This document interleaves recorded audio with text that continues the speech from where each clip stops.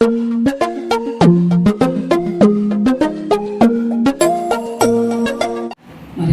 దేవుని వాక్యాన్ని మీతో పంచుకోవడానికి దేవుడు నాకు ఇచ్చినటువంటి సమయాన్ని బట్టి దేవుని నామాన్ని స్తుతిస్తున్నాను. దేవుని సన్నిధికి ఆసక్తి కలిగి కూడి వచ్చినటువంటి మీ అందరికీ కూడా నా హృదయపూర్వకమైన వందనాలు తెలియజేస్తున్నాను. అందరికీ వందనాలండి. దేవునికి స్తోత్రం. హల్లెలూయా, హల్లెలూయా.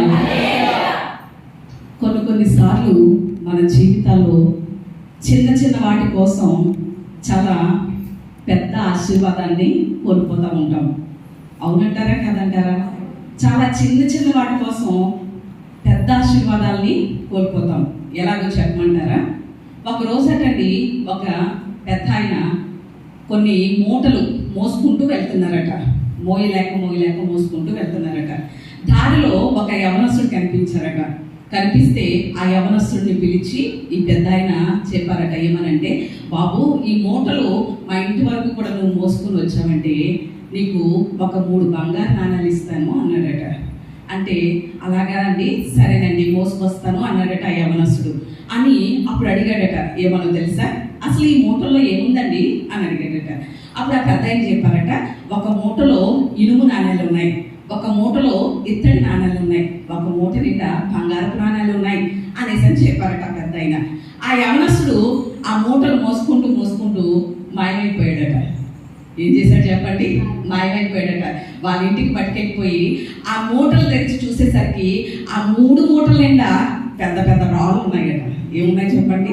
రాళ్ళు ఉన్నాయట. అప్పుడు తిరిగి వచ్చి ఆ పెద్ద ఆయన అడిగాడట యవనస్తుడు, ఏమన్నా తెలుసా, ఈ మూటల నిండా బంగారపు నాణాలు, ఇనుము నాణాలు, ఇత్తడి నాణాలు ఉన్నాయని చెప్పారు కదా, మరి ఈ మూటల నిండా రాళ్ళు ఉన్నాయేంటి అని అడిగాడట. అప్పుడు ఆ పెద్ద ఆయన ఇచ్చినటువంటి సమాధానం ఏంటో తెలుసా, నేను ఈ దేశాన్ని పరిపాలించే ఒక రాజుని, నేను నా దగ్గర పనిచేయడానికి ఒక నమ్మకమైనటువంటి యథార్థమైనటువంటి మంత్రి కోసం వెతుకుతున్నాను.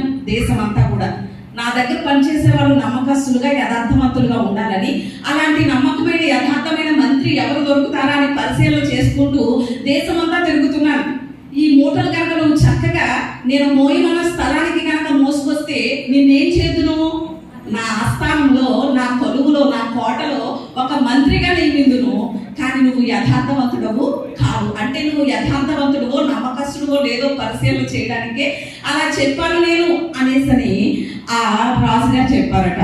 అంటే ఒక విషయం ఆలోచన చేయండి, అందులో ఉన్న బంగారు నాణాలు ఉన్నాయనుకుని ఆ యవనస్తుడు ఏం చేశాడు అంటే, ఆ చిన్న వాటి కోసం ఏం చేశాడు, రాజు దగ్గర మంత్రి స్థానం అంటే మామూలు విషయం అంటారా? మామూలు విషయమో చెప్పండి? రాజుగారి దగ్గర మంత్రిగా ఉండడం అంటే, యోసేపు ఐగుప్తు దేశానికి రాజుగారి తర్వాత ప్రధానమంత్రిగా ఉన్నాడంటే రాజు తర్వాత స్థానమే మంత్రి అంటే. అలాంటి ఉన్నతమైన స్థానాన్ని దేనికోసం పోగొట్టేసుకున్నాడు? ఆ బంగారు ప్రాణాలని ఆశపడి ఆ రాళ్ళ కోసం పోగొట్టేసుకున్నాడు. ఈరోజు దేవుని జనాంగం కూడా, దేవుని ప్రజలు కూడా ఒక్కరోజు వచ్చేటువంటి ఆ కూలి పని కొరకు, లేకపోతే ఆ డబ్బుల కొరకు విలువైనటువంటి అమూల్యమైన దేవుని సన్నిధిని పోగొట్టేసుకుంటున్నారు. ఆయన సన్నిధిలో ఒక్క దినము గడిపితే ఎన్ని దినాల ఆశీర్వాదం చెప్పండి? 1000 దినాల కంటే శ్రేష్టం. 1000 దినాలు అంటే దాదాపు 3 సంవత్సరాలు కాలం కదా. అంటే ఒక్క రోజుకి ఒక 500 సంపాదించిన 3 సంవత్సరాలకి ఎంత సంపాదిస్తాం చెప్పండి? ఎంత సంపాదిస్తాం? అన్ని రూపాయలు, అంత ఆశీర్వాదం ఓన్లీ భౌతికంగానే కాదు, ఆధ్యాత్మికంగా ఇస్తాడు, ఆరోగ్యపరంగా ఇస్తాడు, మానసికంగా ఇస్తాడు, భౌతికంగా ఇస్తాడు. అంటే 1000 దినాల ఆశీర్వాదం ఎందుకోసం పోగొట్టేసుకుంటున్నాం? ఒక్క ఆదివారం పరికల్లాన్ని బట్టి పోగొట్టేసుకుంటున్నాం. అంటే ఈరోజు చిన్న చిన్న వాటిని బట్టి దేవుడిచ్చే గొప్ప దీవెనలు, ఆశీర్వాదాలు మనం పోగొట్టేసుకుంటున్నామని మనం అంతైనా కూడా ఏం కలిగి ఉండాలి చెప్పండి? చాలా పరిశీలన కలిగి ఉండాలి, అవగాహన కలిగి ఉండాలి. ఎందుకంటే మన మీద నుంచి సంవత్సరాలు ఏమైపోతున్నాయి చెప్పండి? దొరికిపోతూ ఉన్నాయి, దినాలు గడిచిపోతున్నాయి, క్షణాలు గడిచిపోతూ ఉన్నాయి, సంవత్సరాలు క్యాలెండర్స్ ఏమైపోతూ ఉంటున్నాయి చెప్పండి? పేజీలు తిప్పబడతా ఉంటున్నాయి, క్యాలెండర్లు మారిపోతూ ఉంటున్నాయి. ఇలాగున దేవుని రాకడ సమీపమైపోతూ ఉంటుంది, మనం ప్రాణం పోయే సమయం ఆసన్నమైపోతూ ఉంది. కాబట్టి మరి ఎంతవరకు మనం దేవుని గురించినటువంటి అవగాహన కలిగి ఉన్నాం అనే ఆలోచన ఎంతైనా మనం తీసుకోవాలి. చాలాసార్లు ఏమనుకుంటామో తెలుసా?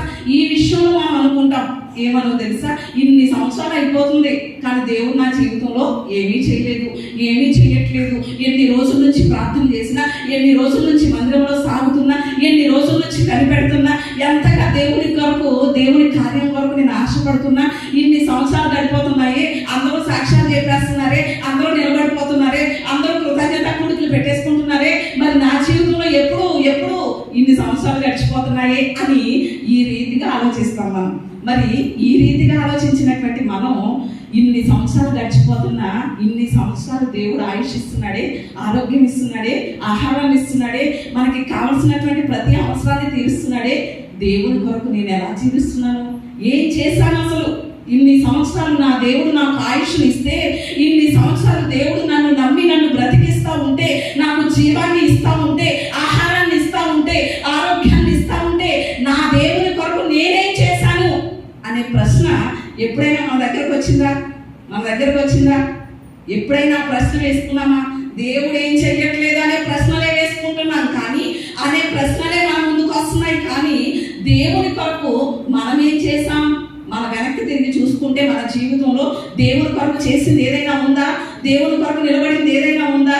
ఒక్కసారి ఆలోచన చేసుకోవాలి. అంటే సంవత్సరాలు గడిచిపోయే కొలది కూడా ఈ ప్రశ్న దేవుడు మనల్ని వేస్తే ఏం సమాధానం చెప్పగలుగుతాం దేవుని కొరకు? ఆ విషయాన్ని మనం ఎంతైనా కూడా పరిశీలన చేసుకోవాలి. కొన్నిసార్లు మన నిర్ణయాలు ఎలా ఉంటాయో తెలుసా అండి? మన నిర్ణయాలు ఎలా ఉంటాయంటే, ఈరోజు జరిగిన దాన్ని బట్టి రేపు మనం నిర్ణయించుకుంటాం. అవునంటారా కాదంటారా? ఒకవేళ ఉదాహరణకి ఎవరో హాస్పిటల్లో ఉన్నారు బలహీనులుగా, ఈరోజు ఆదివారం కదా, కాబట్టి ఈరోజు దేవుని సన్నిధికి వెళ్ళాం కాబట్టి రేపు వెళ్దాం వాళ్ళ దగ్గరికి చూడడానికి అని ఏం చేస్తాం? ఈ రోజును బట్టి రేపు నిర్ణయాలు వేసుకుంటాం, రేపటి ప్రణాళికలు వేసుకుంటాం మన జీవితంలో. మరి దేవుని నిర్ణయాలు మన జీవితంలో ఎలా ఉంటాయో తెలుసా? దేవుని ప్రణాళికలు మన జీవితంలో ఎలా ఉంటాయో తెలుసా అండి? 10 సంవత్సరాల తర్వాత ఏం జరగబోతుందో మన జీవితంలో ఎవరికి తెలుసు? మీకు తెలుసా? నాకు తెలుసా? నాకు తెలీదు, మీకు తెలీదు. 10 సంవత్సరాల తర్వాత మన జీవితంలో ఏం జరగబోతుందో దేవునికి తెలుసు. 30 సంవత్సరాల తర్వాత మన జీవితంలో ఏం జరగబోతుందో దేవునికి తెలుసు. కాబట్టి 30 సంవత్సరాల తర్వాత ఏం జరగబోతుందో, 10 సంవత్సరాల తర్వాత ఏం జరగబోతుందో, 5 సంవత్సరాల తర్వాత ఏం జరగబోతుందో దేవునికి తెలుసు. కాబట్టి అప్పుడు జరగబోయే దానిని బట్టి ఈ రోజు మనం ఎలా ఉండాలో దేవుడు నిర్ణయిస్తాడు. దేవునికి స్తోత్రం, హల్లెలూయా. అంటే ఈ రోజు మనం శ్రమల గుండా వెళ్తున్నాం, కష్టాల గుండా వెళ్తున్నాం, బాధల గుండా వెళ్తున్నాం అంటే భవిష్యత్తులో మనకి దేవుడు ఏం దాచించాడని అర్థం? మేలుని దాచించాడని అర్థం, ఆశీర్వాదం దాచించాడని అర్థం. అంటే మన భవిష్యత్తులోనికి ఆయన తొంగి చూడగలడు, మన భవిష్యత్తు ఏంటో ఆయనకి తెలుసు. కానీ మనం ఏమనుకుంటామో తెలుసా?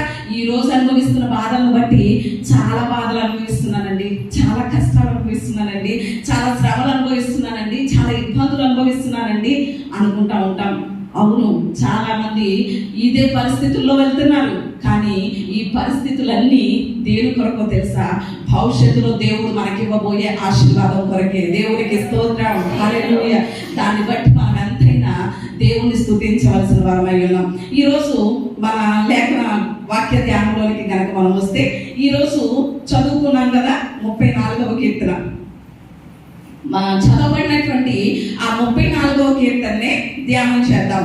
మీరు చాలా జాగ్రత్తగా ఆలకించాలి. ఏ మాత్రం కూడా అశ్రద్ధ కానీ నిర్లక్ష్యం కానీ రాకుండా దేవుని మాటలు చాలా శ్రద్ధగా ఆలకించాలి. దేవుని మాటలు కనుక శ్రద్ధగా ఆలకించిన వారిని దేవుడు ఏం చేస్తాడు చెప్పండి? భూమి మీద ఉన్నటువంటి జనములందరికంటే హెచ్చిస్తాడు. కాబట్టి దేవుని ఆశీర్వాదం పొందాలంటే ఖచ్చితంగా దేవుని సందు మనం ఎలా ఉండాలి? శ్రద్ధగా ఉండాలి, శ్రద్ధగా వినాలి. కాబట్టి మనం ఈరోజు చదవబడినటువంటి 34వ కీర్తనని ఆలోచన చేద్దాం, ధ్యానం చేద్దాం. ఈ కీర్తన ఏ పరిస్థితుల్లో రాయబడింది? ప్రతి కీర్తన కూడా ఒక్కొక్క పరిస్థితిలో, ఒక్కొక్క అనుభవంలో రాయబడింది. అవునంటారా కాదంటారా? చదువుకున్నటువంటి జ్ఞానం కంటే అనుభవ జ్ఞానం చాలా గొప్పది. ఏ జ్ఞానం గొప్పది చెప్పండి? చదువు జ్ఞానం కంటే అనుభవ జ్ఞానం చాలా గొప్పది. మన పిల్లలు అంటారు మనల్ని, నీకంటే ఎక్కువ చదివాను మమ్మీ నేను, లేకపోతే నీకంటే ఎక్కువ చదివాను డాడీ నేను, నాకు అన్నీ తెలుసు అనుకుంటాం. కానీ వాళ్ళకి చదువు ఉండొచ్చు, కానీ మనకేముంది? అనుభవం ఉంది. ఏ పరిస్థితులు ఎలా ఉంటాయో, ఏ పరిస్థితుల్లో ఎలా మాట్లాడాలో, ఎలా మసులుకోవాలో, ఎవరి దగ్గర ఎలాగ ప్రవర్తించాలో, ఇవన్నీ మనకి ఏమి నేర్పించినాయి చెప్పండి? చదువు నేర్పించకపోయినా మన అనుభవాలు మనకి నేర్పించినాయి. కాబట్టి పెద్దవాళ్ళ దగ్గర ఏముంటుంది? అనుభవం ఉంటుంది. పిల్లల దగ్గర చదువు ఉండొచ్చు కానీ పెద్దవాళ్ళ దగ్గర ఏముంటుంది? అనుభవం ఉంటుంది. అందుకని ఎంత చదివినా, ఉదాహరణకు 5 సంవత్సరాలు 10 సంవత్సరాలు డాక్టర్ చదువు చదివినా వాళ్ళు వెంటనే సర్జరీ చేయడానికి పనికిరారు. 1 సంవత్సరం ఖచ్చితంగా ఏముండాలి? ప్రాక్టీస్ అనేది ఉండాలి. అంటే అనుభవం ఉండాలి ఎంత చదివినా కూడా. చదువు జ్ఞానం కంటే అనుభవ జ్ఞానం చాలా గొప్పది. ఇక్కడ ఏ అనుభవంలో దావీదు ఈ కీర్తన రాశాడు, ఏ పరిస్థితుల్లో ఈ కీర్తన రాయబడింది అని కనుక మనం ఆలోచన చేస్తే అక్కడ చిన్న చిన్న అక్షరాలతో ఉన్నాయి చూడండి. ఒక్కసారి చూడండి ఆ మాటలు. దావీదు అబీమెలెకు ఎదుట వెర్రివాని వలె ప్రవర్తించి అతని చేత తోలివేయబడిన తరువాత రచించిన కీర్తన. ఇక్కడ ఈ కీర్తన ఏ పరిస్థితుల్లో రాయబడిందో ఇక్కడ తెలియజేస్తున్నాడు. ఏ పరిస్థితుల్లో రాయబడిందట? దావీదట అబీమెలెకు అనేసరి ఉంది ఇక్కడ. ఇంకొక విషయం నేను మీతో చెప్పాలి. అబీమెలెకు అనేసరే ఉంది అంటే రాజు. ఉదాహరణకి ఇక్కడ నేను మీకు విషయం గుర్తు చేయాలి. ఫిలిస్తీన్ల రాజులకి ఒక బిరుదు ఉంటది. ఆ బిరుదు ఏంటంటే ప్రతి రాజుని, ఇది అబీమెలెకు అనేది రాజు పేరు కాదు, రాజుకి ఇవ్వబడిన బిరుదు. ఫిలిస్తీన్ల రాజులందరినీ ఏమంటారో తెలుసా? అబీమెలెకు అని అంటారు. మీకు ఇంకొక విషయం గుర్తు చేస్తున్నాను. ఐగుప్తు రాజులందరినీ ఏమంటారు? ఫరో అంటారు. ఫరో అనేది పేరు కాదు, ఆ రాజులకు ఇవ్వబడినటువంటి బిరుదు. ఏ రాజు సింహాసనం ఎక్కినా అతను ఏమంటారు చెప్పండి? ఫరో అంటారు. రోమా రాజులను ఏమంటారు? సీజర్స్ అంటారు. ఏమంటారు చెప్పండి? సీజర్స్. అలాగే ఫిలిస్తీన్ల రాజులను ఏమంటారు అంటే అబీమెలెకు అంటారు. ఇక్కడ ఉన్న అబీమెలెకు మరలా ఎక్కడ కనిపిస్తాడు? ఆదికాండంలో అబ్రహాము భార్యను తీసుకెళ్ళిపోయినట్టు ఈ పరిస్థితుల్లో కూడా అక్కడ కూడా ఏమని రాయబడుతుంది? అబీమెలెకు అనే ఉంటది. అంటే ఫిలిస్తీన్ రాజులందరినీ ఏమంటారు? అబీమెలెకు అంటారు. ఐగుప్తు రాజులందరినీ ఫరో అంటారు. ఈ విషయం మీరు గుర్తుపెట్టుకోవాలి. ఈ రాజు పేరు అబీమెలెకు కాదు, రాజుని అబీమెలెకు అంటారు. అది బిరుదు అనమాట. ఇక్కడ ఈ అబీమెలెకు దగ్గర, ఈ రాజు దగ్గర, ఫిలిస్తీన్ రాజు దగ్గర ఎలా ప్రవర్తించాడట దావీదు? వెర్రివాని వలె, పిచ్చివాని వలె పిచ్చి చేష్టలు ప్రవర్తిస్తుంటే ఆ రాజు అన్నాడట, నా యొద్ద నుంచి తీసుకెళ్ళిపోండి ఈ పిచ్చివాడిని. ఈ పిచ్చివాడితో నాకు పనేంటి? ఈ పిచ్చివాడిని, వెర్రివాడిని నా సన్నిధికి తీసుకొచ్చారేంటి? నా దగ్గరికి తీసుకొచ్చారేంటి? తీసుకెళ్ళిపోండి అని ఆ రాజు చెప్పినప్పుడు, ఆ రాజు చేత త్రోసివేయబడినప్పుడు దావీదు రాసినటువంటి కీర్తన. ఈ కీర్తనని మనం ధ్యానించాలి అంటే కొంత హిస్టరీ మనం తెలుసుకోవాలి. ఏం తెలుసుకోవాలి చెప్పండి? హిస్టరీ అంటే చరిత్ర తెలుసుకోవాలి. ఈ కీర్తన రాయబడినటువంటి పరిస్థితుల్లో దావీదు అసలు ఫిలిస్తీన్ దేశంలోనికి ఎందుకు వెళ్ళాడు? ఆ రాజు దగ్గర పిచ్చివాడి వల్ల ఎందుకు ప్రవర్తించాడు? ఆ రాజు దగ్గర వెర్రివాడి వల్ల ఎందుకు ప్రవర్తించవలసినటువంటి పరిస్థితి వచ్చింది? లేకపోతే ఆ రాజు ఎందుకని దావీదును త్రోసేయాలి? ఆ విషయం మనకు తెలియాలి కదండి. ఆ విషయం తెలిస్తే అప్పుడు ఎందుకు రాశాడో దావీదు ఈ కీర్తన యొక్క ధ్యానాన్ని మనం తెలుసుకోగలుగుతాం. రండి, సమూయేలు మొదటి గ్రంథం 21వ అధ్యాయం. సమూయేలు మొదటి గ్రంథం 21వ అధ్యాయం 10వ వచనం నుండి 15వ వచనం వరకు చూద్దాం కొన్ని మాటలు. అంతగా దావీదు సౌలునకు భయపడినందున ఆ దినముననే లేచి పారిపోయి గాతు రాజైన ఆకీషు వద్దకు వచ్చాను. ఆకీషు సేవకులు ఈ దావీదు ఆ దేశం రాజు కాడ వారు నాట్యమాడుచు గాన ప్రతిగానములు చేయించు సౌలుకు 1000 కొలది హతము చేసిన నీవు, దావీదు 10,000 కొలది హతము చేసిన నీవు పాడిన పాటలు ఇతను కూర్చున్నవే కదా అని అతన్ని బట్టి రాజుతో మాట్లాడగా, దావీదు ఈ మాటలు తన మనసులో ఉంచుకొని గాతు రాజైన ఆకీషునకు బహు భయపడెను. కాబట్టి దావీదు వారి ఎదుట తన చర్య మార్చుకొని వెర్రివాని వలె నటించుచు ద్వారపు తలుపు మీద గీతలు గీయించు ఉమ్మి తన గడ్డము మీదకి కారువించుచూ ఉండెను. వారు అతన్ని పట్టుకొని పోగా అతడు పిచ్చి చేష్టలు చేయించు వచ్చెను. కావున ఆకీషు రాజు, మీరు చూచిదిరి కదా, వానికి పిచ్చి పట్టినది, నా యొద్దకు వీరిని ఎందుకు తీసుకుని వచ్చింది? పిచ్చి చేష్టలు చేయి వారితో నాకేమి పని? నా సన్నిధిని పిచ్చి చేష్టలు చేయుటకు వీరిని తీసుకుని వచ్చిందిరేమి? వీడు నా నగరంలోనికి రాతగునా అని తన సేవకులతో అనేను. అంటే అంటే అక్కడ కీర్తనలో ఏమనుంది? అభిమేలెక్ ఉంది, అంటే రాజుకి ఇవ్వబడిన బిరుదు. కానీ ఆ రాజు పేరేంటి? ఇక్కడ రాయబడింది ఈ గాతు రాజు అయినటువంటి ఆకీషు అని. మళ్ళా మీకు డౌట్ రావచ్చు, ఏమనో తెలుసా? ఫిలిస్తీ రాజు అన్నారండి, మరి గాతు రాజు అని ఉంది ఏంటండి ఇక్కడ అనేసి అనవచ్చు కదండి. వచ్చిందా డౌట్? వచ్చిందా? ఫిలిస్తీ దేశానికి 5 ముఖ్య పట్టణాలు ఉన్నాయి. ఫిలిస్తీ దేశానికి ఎన్ని పట్టణాలు చెప్పండి? 5 ముఖ్య పట్టణాలు. ఒక పట్టణం గాతు, ఇంకొక పట్టణం గాజా, మూడవ పట్టణం ఎక్రోను, నాలుగవది అడ్షోదు, ఐదవది ఎష్కెలోను. ఈ 5 ముఖ్య పట్టణాలు దేనికి? ఫిలిస్తీయ దేశానికి. ఈ ఫిలిస్తీయ దేశానికి 5 ముఖ్య పట్టణాలు, 5 సర్దార్లు ఉన్నారు. కాబట్టి దావీదు గొల్యాతును చంపడానికి వెళ్ళినప్పుడు ఎన్ని నున్నని రాళ్ళు ఏరుకున్నాడు? 5 నున్నని రాళ్ళు ఏరుకున్నాడు. దేవునికి స్తోత్రాలు. ఎన్ని చెప్పండి? 5 నున్నని రాళ్ళు ఏరుకున్నాడు. ఎందుకో తెలుసా? గాతు నుంచి గొల్యాతు వచ్చాడు. మిగిలిన 4 పట్టణాల నుంచి ఇంకో 4 వస్తే వాళ్ళని కూడా మిగిలిన 4 రాళ్ళతో కొడదామని 5 రాళ్ళు ఏరుకున్నాడు. కానీ ఒక్క రాయితోటే దేవుడు విజయాన్ని ఇచ్చేశాడు. దేవునికి స్తోత్రం. అంటే ఇక్కడ ఫిలిస్తీన్కి 5 ముఖ్య పట్టణాలు ఉన్నాయి కదా. ఆ 5 ముఖ్య పట్టణాల్లో ఒక పట్టణమైనటువంటి గాతుని పరిపాలన చేస్తున్నటువంటి రాజు ఆకీషు రాజు. ఆ ఆకీషు రాజు దగ్గరికి తీసుకొని రాబడ్డాడు. ఎవరు? దావీదు. దావీదు అక్కడికి తీసుకుని వచ్చిన తర్వాత ఏం చేస్తున్నాడు చెప్పండి? పిచ్చి చేష్టలు చేస్తున్నాడు. ఏం చేస్తున్నాడు? పిచ్చి చేష్టలు చేస్తున్నాడు. ఆ రాజుకి చాలా చిరాకు వచ్చింది ఆకీష్కి. ఇలా పిచ్చి చేష్టలు ఎందుకు చేయిస్తున్నాడు? నా దగ్గర నుంచి తీసేయండి అని త్రోసేశాడు. అసలు పిచ్చి చేష్టలు చేయవలసినటువంటి పరిస్థితి దావీదుకి ఎందుకు వచ్చింది?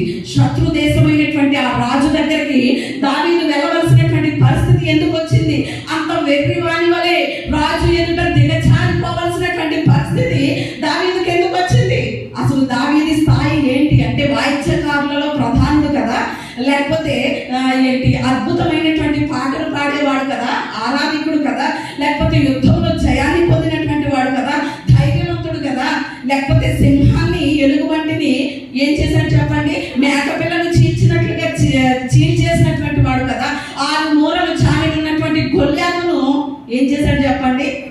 ఒక్క దెబ్బకి చంపేసినటువంటి వీరుడు కదా. ఇలాంటి గొప్ప పరిస్థితుల్లో ఉన్నటువంటి దావీదు పిచ్చి వాని వలె ఎందుకు మారాల్సి వచ్చింది? వెర్రి వాని వలె ఎందుకు మారాల్సి వచ్చింది? అలా ఎందుకు ప్రవర్తించవలసి వచ్చింది అనే విషయాన్ని కనుక మనం ఆలోచన చేస్తే చాలాసార్లు మన విధానంలో కూడా ఈ పరిస్థితి ఎదురవుతూ ఉంటుంది. దావీదు గొర్రెల్ని కాసుకున్నప్పుడు ఎవరి మీద ఆధారపడ్డాడు? దేవుని మీదే ఆధారపడ్డాడు. ఆ గొర్రెలన్నింటినీ కూడా దేవునికి అప్పగించి తను ఏం చేస్తూ ఉండేవాడు? అరణ్యంలో పాటలు పాడుతూ దేవుణ్ణి స్తుతిస్తూ ఉండేవాడు. దేవుని మీదే ఆనుకున్నటువంటి వాడిగా ఉండేవాడు. తరువాత దావీదు గొల్యాతును ఎదిరించడానికి వెళ్ళినప్పుడు కూడా ఎవరి మీద ఆధారపడ్డాడు? దేవుని మీదే ఆధారపడ్డాడు. జీవము కలిగినటువంటి దేవుడే నా పక్షంగా యుద్ధం చేస్తాడు అని ఆయన మీదే ఆధారపడ్డాడు. సౌలుకి దురాత్మ పట్టినప్పుడు వాయిద్యం వాయించేటప్పుడు కూడా ఎవరి మీద ఆధారపడ్డాడు? దేవుని మీదే ఆధారపడ్డాడు. దేవుని అభిషేకం పొందాడు. కానీ తరువాత తన స్థాయి మారేసరికి దేవుని మీద ఆధారపడడం మానేసి తనకి వచ్చిన వాటి మీద, తన స్థాయి మీద ఆధారపడడం మొదలెట్టాడు. ఎవరు? దావీదు. దావీదు విషయంలో దేవుని ప్రణాళిక ఏంటో తెలుసా?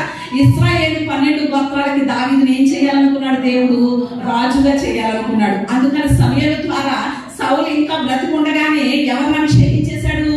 దావీదుని దేవుడు అభిషేకించేశాడు. ఎన్నవ సంవత్సరంలో అభిషేకించాడంటే 17వ సంవత్సరంలో దావీదుకి అభిషేకం జరిగింది. కానీ ఇంకా సింహాసనం ఎక్కలేదు. ఇప్పుడు దావీదు ఏమనుకుంటున్నాడో తెలుసా? నన్ను రాజును చేయడం దేవుని ప్రణాళిక. కాబట్టి నేను రాజు అవ్వాలి అంటే దేవుని మీద ఆధారపడక్కర్లేదు.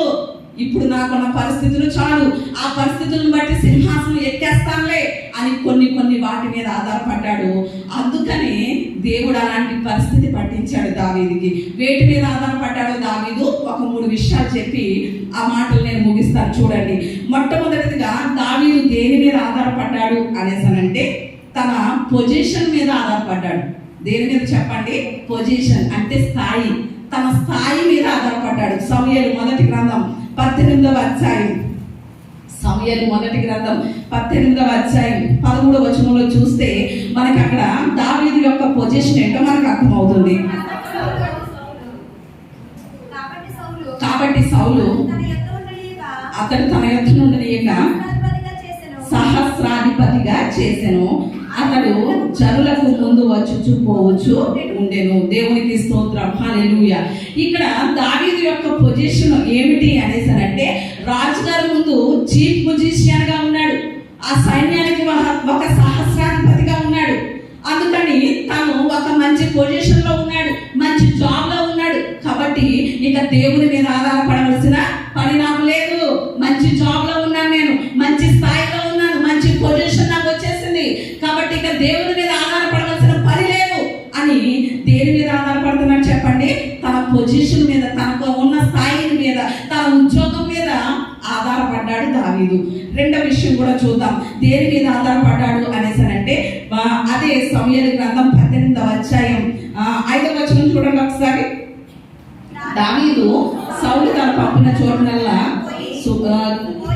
పోయి సుబుద్ధి కలిగి పని చేసుకొని వచ్చి చూడవచ్చాను కనుక సౌలు యోధుల మీద అతను నియమించాను. జనులందరి దృష్టికి, సౌలు సేవకుల దృష్టికి దావీదు అనుకూలుడాయను. అలాగే 30వ వచనం కూడా చదువుదాం అదే అధ్యాయంలో. ఫిలిస్తీన్ల సంఘాలు యుద్ధములకు బయలుదేరుచు వచ్చిరి. వారు బయలుదేరినప్పుడల్లాను దావీదు బహు వివేకం కలిగి ప్రవర్తించుచు రాగా సౌలు సేవకులందరికంటే అతని పేరు బహు ప్రసిద్ధికి ఎక్కారు. రెండవది దేని మీద ఆధారపడ్డాడో తెలుసా? పాపులారిటీ. దేని మీద చెప్పండి? పాపులారిటీ అంటే పేరు ప్రఖ్యాతలు. సేవకులందరూ కూడా అయ్యో దావీదు చాలా గొప్పోడు అంటున్నారు సౌలు యొక్క సేవకులందరూ. ఇక్కడ కూడా ఈ 30వ వచనంలో ఏముంది? సౌలు సేవకులందరికంటే అతని పేరు ఏమైందట? ప్రసిద్ధికి ఎక్కిందట. అందరికంటే దావీదే గొప్పవాడు అనే పేరు కలిగిందట. పేరు ప్రఖ్యాతి ఎప్పుడైతే కలిగిందో అప్పుడు ఇక దావీదు ఏమనుకుంటున్నాడో తెలుసా? నేను దేవుని మీద ఆధారపడక్కర్లేదు, నాకు కలిగిన పేరు ప్రఖ్యాతులు చాలా గొప్పగా ఉన్నాయి, చాలా గొప్ప పేరు, గొప్ప ప్రఖ్యాతి కలిగి ఉన్నాను అని తాను కలిగినటువంటి పేరు ప్రఖ్యాతుల మీద ఆధారపడుతున్నాడు. ఈరోజు దేవుని బిడ్డలు కూడా చాలా మంది ఉద్యోగం రానంత వరకు ఎవరి మీద ఆధారపడతారు? దేవుని మీద. ఉద్యోగం వచ్చిన తర్వాత దేవునితో పని ఉండదు, దేవుని సన్నిధితో పని ఉండదు. లేకపోతే ఏదైనా మన అవసరం తీరే వరకు దేవుడు అంటాం. అవసరం తీరిపోయింది, ఆ పని అయిపోయిందంటే ఇక ఎవరితో సంబంధం ఉండదు? దేవుడితో సంబంధం ఉండదు. లేకపోతే లోకంలో ఒక గొప్ప స్థితి కలిగింది అనుకోండి, గొప్ప మంచి పేరు కలిగింది అనుకోండి, ప్రఖ్యాతి కలిగింది అనుకోండి, ఇక ఏముండదు మనకి? దేవుడితో పని ఏమీ ఉండదు. అంటే వాటిని చూసుకుంటూ ఉంటాం. ఇక్కడ దావీదు కూడా అలాగే మొదట తన పొజిషన్ మీద ఆధారపడ్డాడు, తర్వాత దేని మీద ఆధారపడుతున్నాడు? పేరు ప్రఖ్యాతుల మీద ఆధారపడుతున్నాడు, పాపులారిటీ మీద. అందరికంటే నాకు గొప్ప స్థాయి ఉంది, లేకపోతే అందరూ నన్ను గొప్పగా అనుకుంటున్నారు కదా అనేసి అనుకుంటున్నాడు. మూడవది కూడా ఏంటో చెప్పనండి? మూడవది దేని మీద ఆధారపడుతున్నాడంటే ప్రజల మీద ఆధారపడుతున్నాడు. 18వ అధ్యాయము మొదటి 3 వచనాలు చూడండి. అదే 18వ అధ్యాయం మొదటి 3 వచనాలు చూద్దాం ఒకసారి. దావీదు సౌలుతో మాట్లాడుట చాలించినప్పుడు యోనాతాను హృదయము దావీదు హృదయంతో కలిసిపోయాను. యోనాతాను దావీదును తనకు ప్రాణ స్నేహితుడిగా భావించుకొని అతన్ని ప్రేమించెను. దావీదు ఆ దినమున అతని తండ్రి ఇంటికి తిరిగి అతని వెళ్ళనీయక సౌలు అతన్ని చేర్చుకొనెను. దావీదు తనకు ప్రాణ స్నేహితుడని భావించుకొని అతన్ని ప్రేమించుచు యోనాతాను అతనితో నిబంధన చేసుకొనెను. ఇక్కడ మనం చూస్తే మొట్టమొదటిగా ప్రజల మీద ఆధారపడుతున్నాడు. ఎవరి ప్రజలు అనేసినంటే మొదటిది ఎవరో తెలుసండి? యోనాతాను ఏమవుతాడు? దావీదుకి బావ అవుతాడు. బావమర్దులు వీరిద్దరు, యోనాతాను దావీదులు. ఈ బావమర్దులు ఈ యోనాతాను మీద ఆధారపడుతున్నాడు. ఎందుకంటే యోనాతాను సౌలు కుమారుడు కదా. యోనాతాను నన్ను చాలా ఏం చేస్తున్నాడు? ప్రేమిస్తున్నాడు. నా కొరకు ఏదైనా కూడా ఏం చేస్తాడు అని యోనాతాను బట్టి చాలా గర్వపడుతున్నాడు, కానీ దేవుని మీద ఆధారపడట్లేదు. యోనాతానుకి దావీదు అంటే చాలా ఇష్టం, ప్రాణ స్నేహితుడిగా భావించుకున్నాడు. అందుకని దావీదు కోసం ఏమి ఇచ్చాడో తెలుసా? యోనాతాను నడికట్టు ఇవ్వడం జరిగింది, దుప్పటి ఇవ్వడం జరిగింది, విల్లు, కత్తి ఇవన్నీ కూడా ఇచ్చేయడం జరిగింది. అంటే యోనాతాను తాను ప్రేమిస్తున్నాడు కాబట్టి యోనాతాను మీద ఆధారపడ్డాడు, కానీ ఎవరి మీద ఆధారపడట్లేదు? దేవుని మీద ఆధారపడట్లేదు. రెండవది ఎవరో తెలుసా? ప్రజలు అన్నారు కదా, బహువచనం ఫ్లోరల్ వాడాను కదా. రెండవది ఎవరు అంటే 18వ అధ్యాయం 20వ వచనం చూద్దాం. 20 చూడండి. అయితే తన కుమార్తె అయిన మీకాలు దావీదు మీద ప్రేమ కలిగి ఉండగా సౌలు విని సంతోషించారు. అంటే ఇక్కడ రెండవది ఎవరు మీద ఆధారపడుతున్నాడు దావీదు? మీకాలు. మీకాలు ఎవరు? సౌలు కుమార్తె. మీకాలు ఎవరు చెప్పండి, వాక్యం శ్రద్ధగా వినాలి.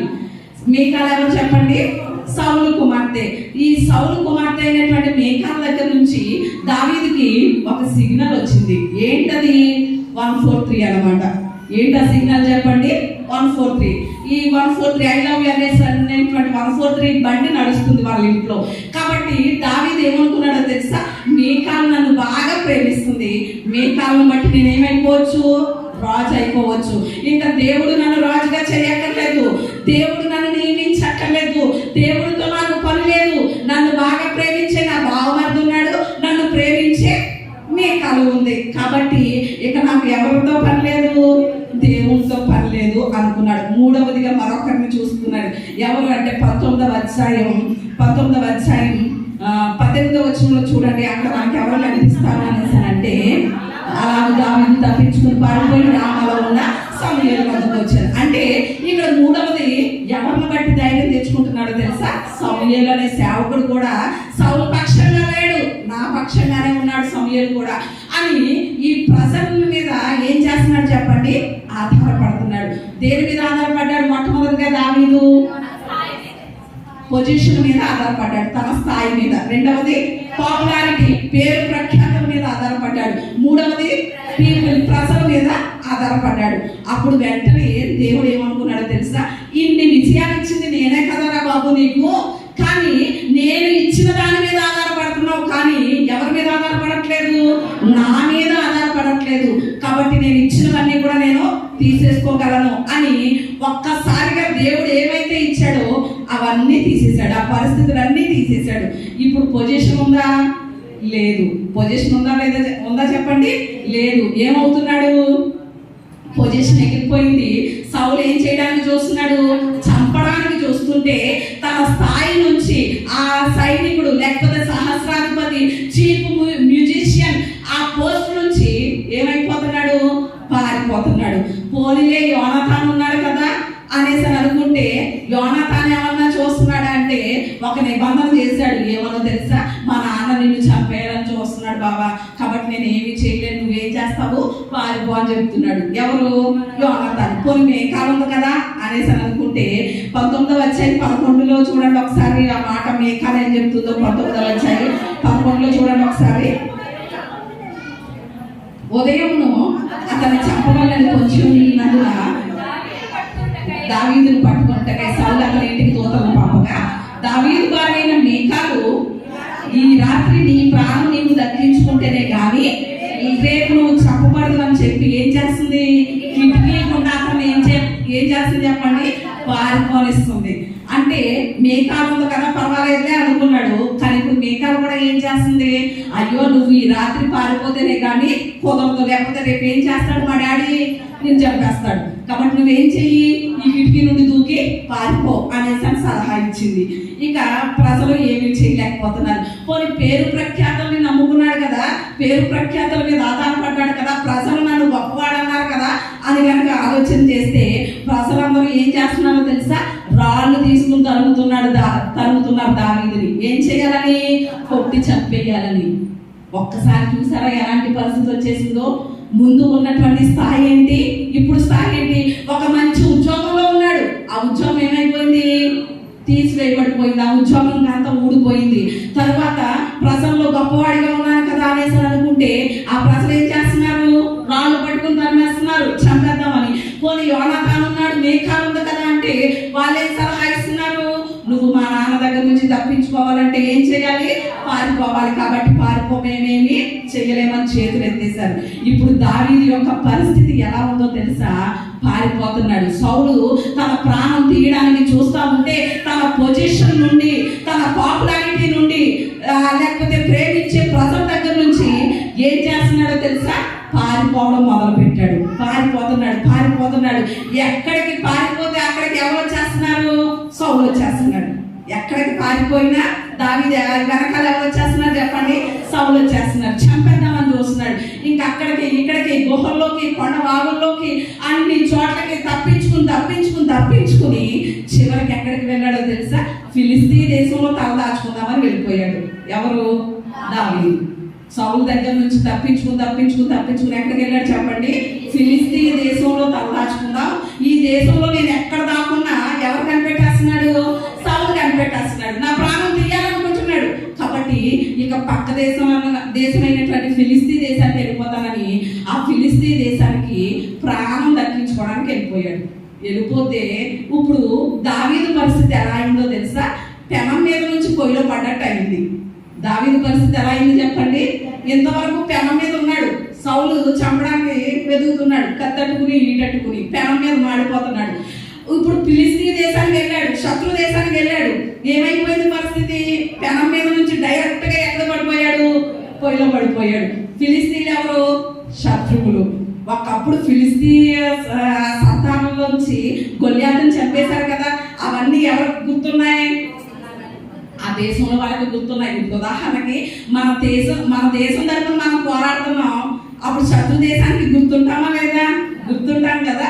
పలానా యోధుడు లేకపోతే పలానా ఆర్మీ కార్మికుడు వల్ల ఇంతమంది శత్రువులు చనిపోయారని పేపర్లో హెడ్డింగ్ వచ్చేసింది.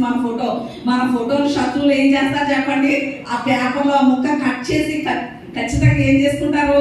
భద్రం చేసుకుంటారు, మనల్ని ఎప్పటికైనా వేసేయాలని. అవునా లేదా? ఇప్పుడు ఇతను ఎక్కడికి వెళ్ళాడు? ఫిలిస్తీ దేశంలో తలదాచుకుందామని వెళ్ళాడు. ఆ ఫిలిస్తీన్లు అందరూ గుర్తుపెట్టేశారు ఎవరిని? దావీదుని. ఓహో, గొల్యాతుని చంపినోడు వీడే కదా. ఆ దేశంలో ఉన్నటువంటి వాళ్ళందరూ దావీదుకి 10,000 కొలది స్తోత్రాలు అనేసని పాట పాడింది ఈ దావీదు కోసమే కదా. కాబట్టి ఈ దావీదు మనం ఎలాగైనా ఏం చేయాలి? చంపేయాలి. మన యుద్ధశూరుడైనటువంటి, మన శూరుడు వీరుడైనటువంటి గొల్యాతుని చంపినటువంటి ఈ వ్యక్తిని ఎలాగైనా మనం చంపేయాలి అని ఈ ఫిలిస్తీన్లందరూ దావీదుని ఎక్కడ తీసుకొచ్చారు? రాజు దగ్గరికి తీసుకొచ్చారు. ఎక్కడికి తీసుకొచ్చారు చెప్పండి?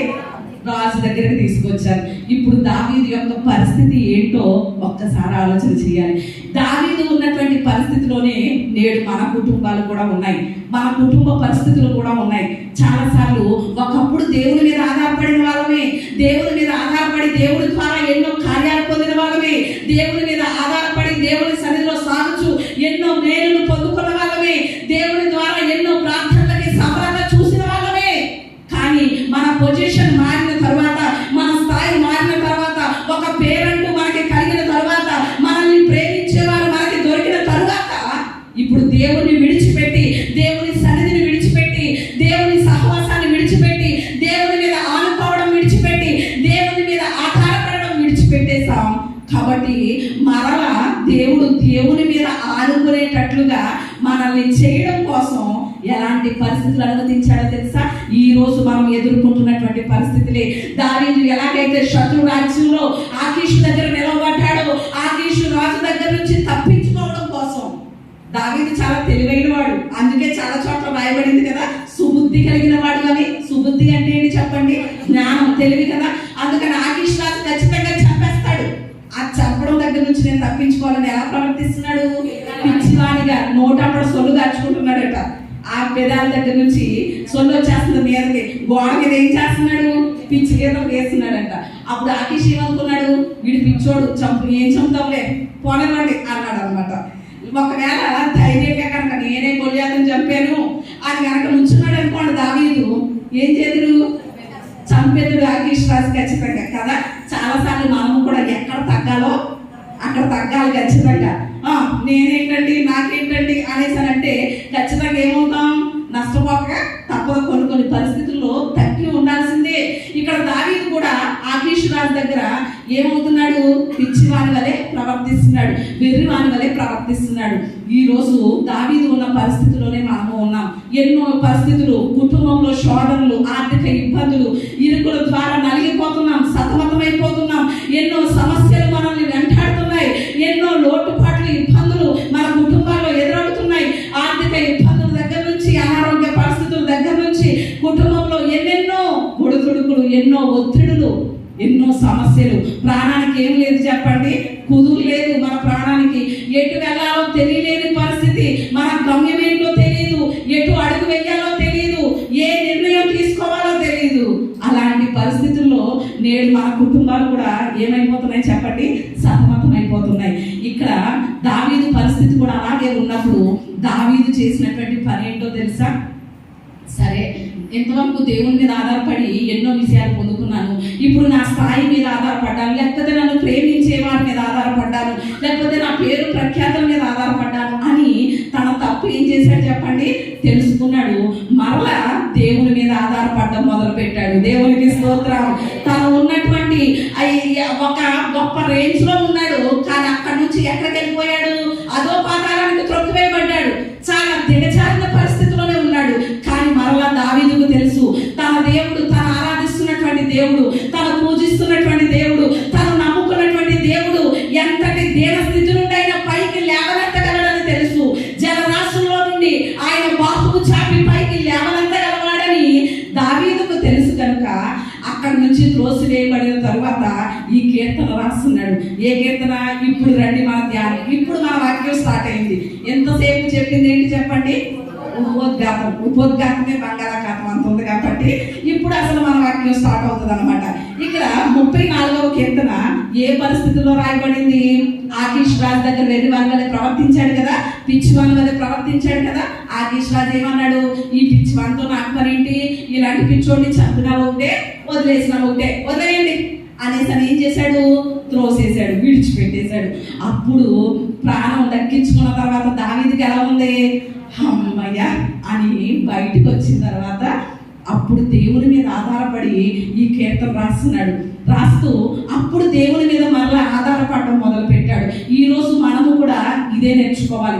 ఒకవేళ మన స్థాయి పెరిగిందని, దేవుడు మనల్ని ఆశీర్వదించాడని, దేవుడు మనల్ని ఉన్నత స్థితిలో ఉంచాడని, మనకి కావాల్సినవన్నీ మనకి దక్కుతున్నాయని, ఏదైనా చేసే డబ్బు మన దగ్గర ఉందని ఒకవేళ దేవుని విడిచిపెట్టేసామేమో, అందుకని మన పరిస్థితులు మరలా కష్టాలు కూడా నడుస్తున్నాయేమో. కానీ ఈ రోజు దేవుడు మనతో మాట్లాడుతుంది ఏంటో తెలుసా? నీ స్థాయి మీద ఆధారపడటం కాదు, లేకపోతే నిన్ను ప్రేమించే మనుషుల మీద ఆధారపడటం కాదు, నీకు కలిగిన పేరు ప్రఖ్యాతుల మీద ఆధారపడటం కాదు, దేవుని నీ దేవుడనైనా నా మీదే ఆధారపడని దేవుడు మనకు నేర్పిస్తున్నాడు. ఇక్కడ దావీదు మొట్టమొదటిగా ఇప్పుడు దేవుని మీద ఆధారపడుతూ ఈ కీర్తన రాస్తున్నాడు. ఏమంటున్నాడు? మొట్టమొదటిగా దేని మీద ఆధారపడుతున్నాడు? ఇక్కడ ఈ కీర్తనలో నుంచి ఒక 6 మాటలు నేను చెప్తాను. 34వ కీర్తన మొదటి 2 వచనాలు చదువుకుందాం. నేను ఎల్లప్పుడూ యెహోవాను స్తుతించెదను, నిత్యము ఆయన కీర్తి నా నోట ఉండును. యెహోవాను బట్టి నేను అతిశయించుచున్నాను, దీనులు దాన్ని విని సంతోషించెదరు. దేవునికి స్తోత్రం. హల్లెలూయా. అంటే మొట్టమొదటిగా దేని మీద ఆధారపడుతున్నాడో తెలుసా? ఇప్పుడు మరలా తన పొజిషన్ మీద కాదు, తన పాపులారిటీ మీద కాదు, పీపుల్స్ మీద కాదు, ఎవరి మీద ఆధారపడుతున్నాడు? దేని మీద ఆధారపడుతున్నాడంటే దేవుణ్ణి స్తుతించడం మీద ఆధారపడుతున్నాడు. దేవునికి స్తోత్రం. హల్లెలూయా. అందుకని అంటున్నాడు, నేను ఎల్లప్పుడూ ఏం చేస్తాను? యెహోవాని స్తుతిస్తున్నాను. అంటే ఇప్పుడు దేవుని స్తుతించడం మీద ఆధారపడుతున్నాడు. David learn to lean on God's praise. అంటే ఈ దేవుని ఎల్లప్పుడూ కూడా స్తుతిస్తానే ఉంటాను అని దేవుని స్తుతించడం మీద ఏం చేస్తున్నాడు చెప్పండి? ఆధారపడుతున్నాడు. దేవుని స్తుతిస్తా ఉంటే, దేవుని స్తుతించడం మీద మనం ఆనుకుంటే, ఆధారపడితే ఇక మనకి ఎలాంటి సమస్య ఉండదు. ఒకవేళ శత్రువులే రానివ్వండి, మన స్తుతి ద్వారా దేవుడు ఏం చేస్తాడు? ఆ శత్రువుల్ని మట్టు పెడతాడు. ఎర్ర సముద్రం దగ్గర దేవుడు ఏం చెప్పాడు ఇశ్రాయేలు ప్రజలకి? మీరు మౌనంగానే ఉండండి, నేనేం చేస్తాను? కలుగ చేసుకుంటాను, నేను కార్యం చేస్తానని అక్కడ కార్యం చేశాడు కదా. ఆ విషయాన్ని గుర్తు చేసుకుంటున్నాడు దావీదు. అయ్యో, ఎర్ర సముద్రం దగ్గర నా పితరులను కాపాడిన దేవా, నా పితరులను రక్షించిన దేవా, ఇప్పుడు నువ్వే నన్ను రక్షిస్తావు అని దేవుని స్తుతించడం మీద ఆధారపడుతున్నాడు. ఈ రోజు మనం విజయాలు చూడాలి అంటే, మన జీవితంలో అపజయాలు పోయి విజయాలు మనం పొందుకోవాలి అంటే ఏం చేయాలి చెప్పండి? దేవుణ్ణి స్తుతించాలి. దేవునికి స్తోత్రం. హల్లెలూయా. ఏం చేయాలి చెప్పండి? దేవుణ్ణి స్తుతించాలి. చాలాసార్లు మనం ఎప్పుడు స్తుతిస్తామో తెలుసా? మనకి మేలు కలిగితే స్తుతిస్తాం. హాస్పిటల్ నుండి మన వాళ్ళు ఎవరైనా చాలా సీరియస్ కండిషన్లో ఉన్నటువంటి వాళ్ళు తిరిగి సజీవంగా వస్తే అప్పుడు ఏం చేస్తాం? కృతజ్ఞత కూడిక పెట్టుకుని దేవుణ్ణి స్తుతిస్తూ ఉంటాం. కానీ దేవుని వాక్యం ఎప్పుడో మేలు జరిగితేనే కాదు, కష్టం తొలగిపోతేనే కాదు, ఇబ్బంది తొలగిపోతేనే కాదు, అవసరం తీరిపోతేనే కాదు దేవుణ్ణి స్తుతించడం. ఒకవేళ కష్టాలు గుండా ప్రయాణం చేస్తున్నామా? దేవుణ్ణి స్తుతిద్దాం. ఒకవేళ నష్టాలు గుండా ప్రయాణం చేస్తున్నామా? దేవుణ్ణి స్తుతిద్దాం. సమస్యల గుండా వెళ్ళవలసినటువంటి పరిస్థితి వచ్చిందా? దేవుణ్ణి స్తుతిద్దాం. నిందలు అవమానాలు పడాల్సినటువంటి పరిస్థితి వస్తుందా? దేవుని స్తుతిద్దాం. ఎందుకో తెలుసా, అలాంటి పరిస్థితుల్లో కూడా మనం దేవుని స్తుతిస్తే గొప్ప విజయం దేవుడు మనకు అనుగ్రహించబోతున్నాడు. దేవునికి స్తోత్రం, హల్లెలూయా. యెహోషాపాతు రాజ్యం మీదకి ఎన్ని రాజ్యాల వారు వచ్చారు? 3 రాజ్యాల వారు వచ్చేసారు. వచ్చేస్తే అప్పుడు యెహోషాపాతు ఏం చేయాలో తెలుసా, పక్క రాజ్యమైనటువంటి ఐగుప్తు దగ్గరికి వెళ్ళి, ఐగుప్తు రాజా ఫరో నాకేం చెయ్యి, సహాయం చెయ్యి. నాకు కొంతమంది సైన్యం ఉన్నారు, నా దగ్గర కొన్ని ఈటలు ఉన్నాయి, కత్తులు ఉన్నాయి, లేకపోతే కొన్ని రథాలు ఉన్నాయి, నీవి కూడా కొన్ని అప్పియ్యి. నీ మీదకి ఎవరైనా వచ్చినప్పుడు నేను నీకు సహాయం చేస్తాను, ఇప్పుడు నువ్వు నాకేం చెయ్యి, సహాయం చెయ్యి అని ఎవరిని అడగాలి? పక్క రాజ్యాల యొక్క రాజుని అడగాలి. కానీ యెహోషాపాతు చేసినటువంటి నిర్ణయం ఏంటో తెలుసా, దేవుని స్తుతించడం మీద ఆధారపడ్డాడు. యెహోషాపాతు పక్క రాజ్యాల దగ్గరికి వెళ్ళి నీ సైన్యాన్ని మా దగ్గరికి పంపించండి, అప్పుగా ఇవ్వండి అని అడగలేదు. ఏం చేశాడో తెలుసా, తన సైన్యంలో ఉన్నటువంటి కొయర్ వాళ్ళని నియమించాడు. ఎవరిని నియమించాడు చెప్పండి? కొయర్ వాళ్ళని నియమించాడు. మీరు ముందుగా ఉండి పాటలు పాడుతూ ఉండండి, దేవుని స్తుతిస్తూ ఉండండి, ఆరాధన చేస్తూ ఉండండి. ఇలాంటి కష్ట సమయంలో కూడా మనం దేవుని స్తుతిస్తే దేవుడు మనకి విజయం ఇస్తాడు అని యెహోషాపాతు ఏం చేశాడు చెప్పండి? స్తుతించడం మొదలు పెట్టాడు, దేవుణ్ణి ఆరాధించడం మొదలు పెట్టాడు. ఎప్పుడైతే యెహోషాపాతు ఆ కష్ట సమయంలో ఏం చేయాలో అర్థం కాలేనటువంటి పరిస్థితుల్లో స్తుతించడం మొదలు పెట్టాడు, ఆ 3 రాజ్యాల వారిని మధ్యలో దేవుడు ఎవరిని పెట్టాడట? మాటుగాండ్రని పెట్టాడట. వాళ్ళలో వాళ్ళే కొట్టుకుని చచ్చిపోయారు. వీళ్ళకి కనీసం యుద్ధం చేసే అవకాశం కూడా దేవుడు ఇవ్వలేదు. వీళ్ళు చేసే పని ఏంటి? దేవుని స్తుతించడమే. ఆ 3 రాజ్యాన్ని హతం చేయడమే కాదు, వాళ్ళ యొక్క కొల్వ సొమ్ము దోచుకోవడానికి ఎన్ని రోజులు పట్టింది? 3 రోజులు పట్టింది. దేవునికి స్తోత్రం. దేవుని స్తుతించడం ద్వారా మన జీవితంలో గొప్ప విజయాలు పొందుకుంటాం. ఒకవేళ కష్టాలు గుండా ప్రయాణం చేస్తున్నావా, నీ ఇంటిలో ప్రభువా ఈ కష్టాలు నా మేలు కొరకే నువ్వు అనుమతించావు అని హృదయపూర్వకంగా దేవుని స్తుతించు, దేవుని ఆరాధన చేయి. ఆ కష్టాల్లో దేవుడు గొప్ప ఇచ్చేటువంటి గొప్ప విజయాన్ని మనం చూడగలుగుతాం. అలాగే హిజ్కియా రాజు మీదకి ఎవరు వచ్చారు? అష్షూరు రాజు అయినటువంటి సన్హెరీబు వచ్చాడు. వచ్చి ఏం చేస్తున్నాడు? మేము ఏ దేశానికి వెళ్ళినా మాకు తిరిగే లేదు, ఏ దేశం మీదకి వెళ్ళినా ఆ దేశాన్ని మేము ఏం చేసాం? స్వతంత్రం చేసుకున్నాం, ఆ దేశంలో యుద్ధం చేసి మా రాజ్యంలో కలిపేసుకున్నాం. ఇప్పుడు యెరూషలేము అయినటువంటి నీ రాజ్యం మీదకి వచ్చాం. కాబట్టి ఏ దేవత కూడా మా దగ్గర నుంచి వాళ్ళ రాజ్యాన్ని ఏం చేయలేకపోయింది, కాపాడలేకపోయింది. ఇప్పుడు నీ దేవుడు కూడా నీ రాజ్యాన్ని ఏం చేయలేడు, కాపాడలేడు అని మాట్లాడుతూ ఉంటే అప్పుడు హిజ్కియా చేసిన పని ఏంటో తెలుసా? తన సేవకుల్ని పిలిచాడు, కొరహ కుమారులను పిలిచాడు, గాయకుల్ని పిలిచాడు, యెహోవా మందిరంలో సమకూర్చాడు. వాళ్ళందరినీ సమకూర్చి దేవుణ్ణి స్తుతించడం కోసం ఒక పాట రాయండి అని అప్పగించాడు. వాళ్ళకి అప్పగిస్తే వాళ్ళు రాసిన పాట ఏంటో తెలుసా? 46వ కీర్తన రాశాడు. దేవునికి స్తోత్రం. 46వ కీర్తనలో మొదటి వచనంలో ఏముంటది? దేవుడు మనకి ఆశ్రయమును దుర్గమునై ఉన్నాడు, ఆపత్కాలంలో నమ్ముకొనదగిన సహాయకుడు అని ఆ గాయకులందరూ ఏం చేయడం మొదలు పెట్టారు? పాడటం మొదలు పెట్టారు, దేవుని స్తుతించడం మొదలు పెట్టారు, దేవుని ఆరాధించడం మొదలు పెట్టారు. ఆ రాత్రి జరిగినటువంటి విషయం ఏంటో తెలుసా? దేవుడు ఒక దేవదూతను పంపించాడు. ఎంతమందిని? 10 మందిని కాదు, ఒక్క దూతను పంపించాడు. పంపిస్తే ఆ దూత అష్షూరు సైన్యం మీదకి వచ్చింది. వచ్చి ఒక్క రాత్రిలో ఎంతమందిని చంపేసిందో తెలుసా? 185,000 మందిని చంపేసింది. దేవునికి స్తోత్రం, హల్లెలూయా. వీళ్ళు కనీసం 10 రోజులు కష్టపడి యుద్ధం చేసిన అంతమందిని చంపగలుగుతారా? చెప్పలేదు కదా. ఒక్క రాత్రిలో దేవుడు పంపించిన దూత 180,000 మందిని ఏం చేసింది చెప్పండి? చంపేసింది.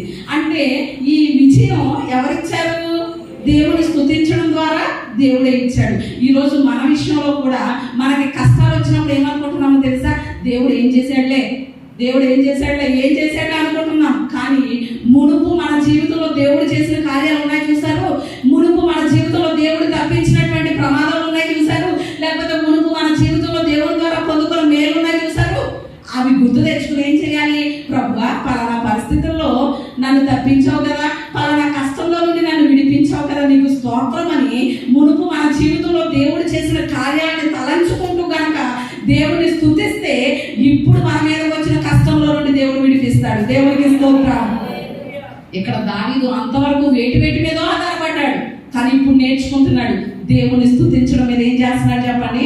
ఆధారపడుతున్నాడు. పౌలు శీలలు అపోస్తల కార్యాల గ్రంథం 16వ అధ్యాయంలో చూస్తే వాళ్ళు ఆ రాత్రి అంతా కూడా ఏం చేశారు?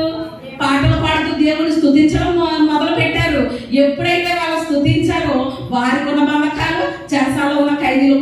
బంధకాలు కూడా ఊడిపోయి. ఒకవేళ నీ భర్త బంధకంలో ఉన్నాడా, నీ బిడ్డలు బంధకాల చేత ఉన్నారా, దేవుని స్తుతించు.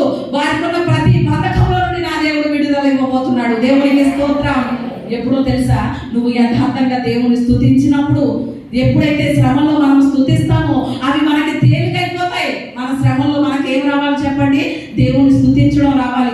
ఈ రోజు మన శ్రమ నుండి మనం విడుదల పొందలేకపోతున్నాం, కష్టాల నుండి బయటికి రాలేకపోతున్నామంటే దేవుని స్తుతించలేకపోతున్నాం, దేవుని ఆరాధించలేకపోతున్నాం కాబట్టి.